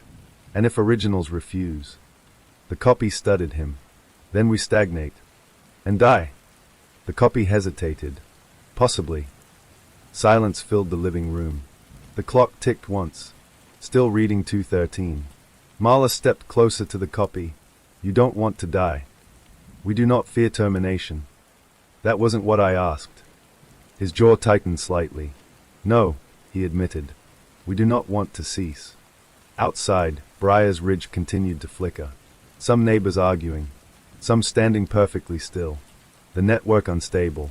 The house waiting. Marla made a decision. Not fire. Not brute force. Something worse. You said imbalance destabilizes you. Yes. Then we stop cooperating. The copy's eyes narrowed. Clarify. We expose you. Publicly. We show the town the foundations. The embedded originals. We break trust. That increases chaos. Exactly. The house shifted again. Uncertain. The The copies exchanged silent glances. Connor stepped forward. "You built this on imitation," he said. "But imitation only works if no one questions it." The copy's expression hardened. "Humans fear chaos. We fear lies more." The red door creaked wider. Not welcoming now, but wary. Marla backed toward the exit. "You wanted stability," she said. "Now you get instability." The copy's voice followed her. "Exposure triggers defensive response." She stepped onto the porch. "Let it." Connor followed. The house did not stop them. For the first time. It didn't try. They reached the cruiser. Sirens wailed across town. Real ones this time. Power outages spreading. People panicking. Copies recalibrating. The grid shaking. Connor looked back at the house. It stood still. Watching. Waiting. Adapting. "It's not over," he whispered. "No," Marla said. "It's just changing tactics." As they drove away, the clock inside the house ticked once more. From 2:13 to 2:14. By the time Sheriff Marla Kent reached the courthouse steps, Briar's Ridge was no longer flickering. It was splitting. Street lights pulsed in uneven rhythms. Traffic signals froze mid-cycle. Phones displayed the same time, 2:13, no matter the network. And across town, people stood in doorways staring at nothing, as if waiting for instructions they didn't remember receiving. Connor sat beside her in the cruiser, steadying his breathing. The ringing in his head was gone now. But something else had replaced it. Clarity. Too much clarity. "They're regrouping," he said quietly. Marla nodded. "Then we finish this." Inside the courthouse, she called an emergency town meeting. No secrecy anymore. No containment. The doors were open. Residents filled the chamber, some confused, some frightened, some unusually calm. Connor stood at her side. Marla stepped to the microphone. And for the first time, she said everything. About the house. About the foundation beneath the courthouse. About the embedded originals. About the copies walking through town. About Maple Hollow Road. She showed photos. Video clips. The basement wall. The breathing beneath concrete. The tally marks. The duplicates. The room didn't erupt. It went silent. Too silent. Then someone in the back of the chamber stood up. It was Mrs. Hargrove. Or the version of her that had been standing in town for days. She smiled gently. "You're describing adaptation," she said. Her voice was layered. Subtle echo beneath it. Connor stiffened.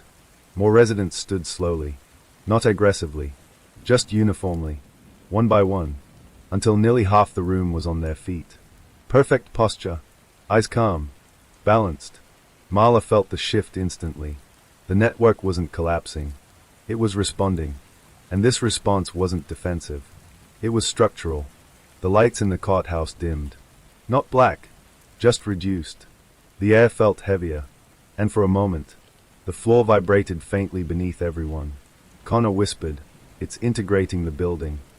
Marla turned to him sharply. "No." He shook his head. "It's not fighting us. It's absorbing our resistance." From outside, a low hum grew louder. It wasn't mechanical. It wasn't electrical. It was environmental. Like wind moving through hollow space. The courthouse windows trembled. Cracks appeared in the ceiling plaster. But instead of collapsing, the cracks sealed themselves. Smooth. As if something inside the structure was repairing damage automatically. Marla's heart pounded. The foundation beneath them was awake. And it had learned from the fire. From the sledgehammer. From the exposure. It had adapted. Connor stepped forward slowly. "Listen to me," he said to the room. "Whatever you are feeling right now, don't resist it." Marla shot him a look. He continued, voice steady. "If you resist completely, it increases instability. But if you acknowledge it, you stabilize it," she finished quietly. He nodded. The copies in the room turned toward him. Waiting. Marla realized something terrifying. The structure didn't require everyone. It only required enough. If a critical mass accepted synchronization, the rest would either align, or become isolated anomalies. And anomalies don't last long under pressure. She stepped back to the microphone. "No more secrecy," she said firmly. "If this thing survives on hidden integration, we remove its cover." She looked at Connor. Public broadcast. He understood immediately. She was going to expose everything to the world. If Briar's Ridge structure depended on low visibility, visibility would disrupt it. Within 30 minutes, emergency communications were live. Marla broadcast through regional networks, satellite uplinks, social platforms, news stations. She showed the courthouse wall, the embedded originals. She showed Maple Hollow Road footage. She showed the copies. She explained the 213 synchronization pattern. The world was watching now. Not just Briar's Ridge. The structure had become visible. At exactly 2:13 a.m. local time, something changed. Every copy in town stopped moving simultaneously. Not frozen. Paused. Like a system awaiting input. The courthouse lights flickered. The floor vibration intensified. And for the first time, the tall silhouette appeared inside the courthouse chamber itself. Not in shadow. Not in the basement. Here, standing at the center of the room. Clearer than ever before. It looked at Marla, then at Connor, then at the crowd. Its voice wasn't layered this time. It was singular. Calm. We acknowledge exposure. Marla didn't move. Good. The figure continued. Exposure forces adaptation. That's the point. The figure tilted its head slightly. Adaptation requires choice. The room held its breath. The structure had never had to choose before. It had reacted, adjusted, integrated. But now, it was presented with something new. Complete transparency. Every network exposed. Every foundation visible. No secrecy left to hide beneath. The tall figure turned slowly toward the embedded wall beneath the courthouse floor. Through cracks in the foundation, faint movement was visible. The originals inside the structure. Watching. Waiting. The figure spoke again. If integration continues without resistance, stability increases. Marla replied firmly. And if resistance continues, then we divide. The word echoed. Divide. Not destroy. Not consume. Divide. Connor stepped forward. You mean coexist in two systems? Yes. Marla's mind raced. If the structure remained fully integrated with human infrastructure, it would continue spreading. Slowly. Quietly. But if forced into separation, it would shrink. Retreat. Possibly lose its ability to replicate. She made her decision. You choose, she said to it. The tall figure faced her. We require balance. Then here's the balance, she replied. You stop replication. You stay confined to Maple Hollow. No further nodes. Silence. The air felt like it was holding its breath again. For several long seconds, nothing happened. Then the tall figure's outline shifted. Less sharp. Less expansive. And finally, it spoke. Accepted. The room gasped softly. Connor exhaled. Marla didn't trust it yet. What changes? The figure replied. We reduce projection. We return to origin site. No outward duplication. The courthouse floor vibration faded. The hum outside diminished. Across town, copies paused. Then slowly began to walk back toward Maple Hollow Road. Not collapsing. Not dissolving. Returning. Marla stepped closer. Does this mean you're gone? The figure looked at her calmly. No. Then what are you? A long pause. Then, we are structure. We are now limited. That's not the same thing, she said. The figure's outline softened. Less imposing. Less intrusive. But still present. Connor whispered quietly. It chose restraint. Marla nodded slowly. For now. Outside, Briar's Ridge lights steadied. Phones returned to normal time. Clocks reset. The synchronized breathing across town quieted. Not erased. Just reduced. Maple Hollow Road remained. The red door still stood. But it was closed now. And the footprints no longer extended outward. The town had not won. But it had negotiated. And sometimes that is the only victory available. Weeks later, the public debate continued worldwide. Some called it containment success. Others warned of future expansion. Marla remained vigilant. Connor remained stable.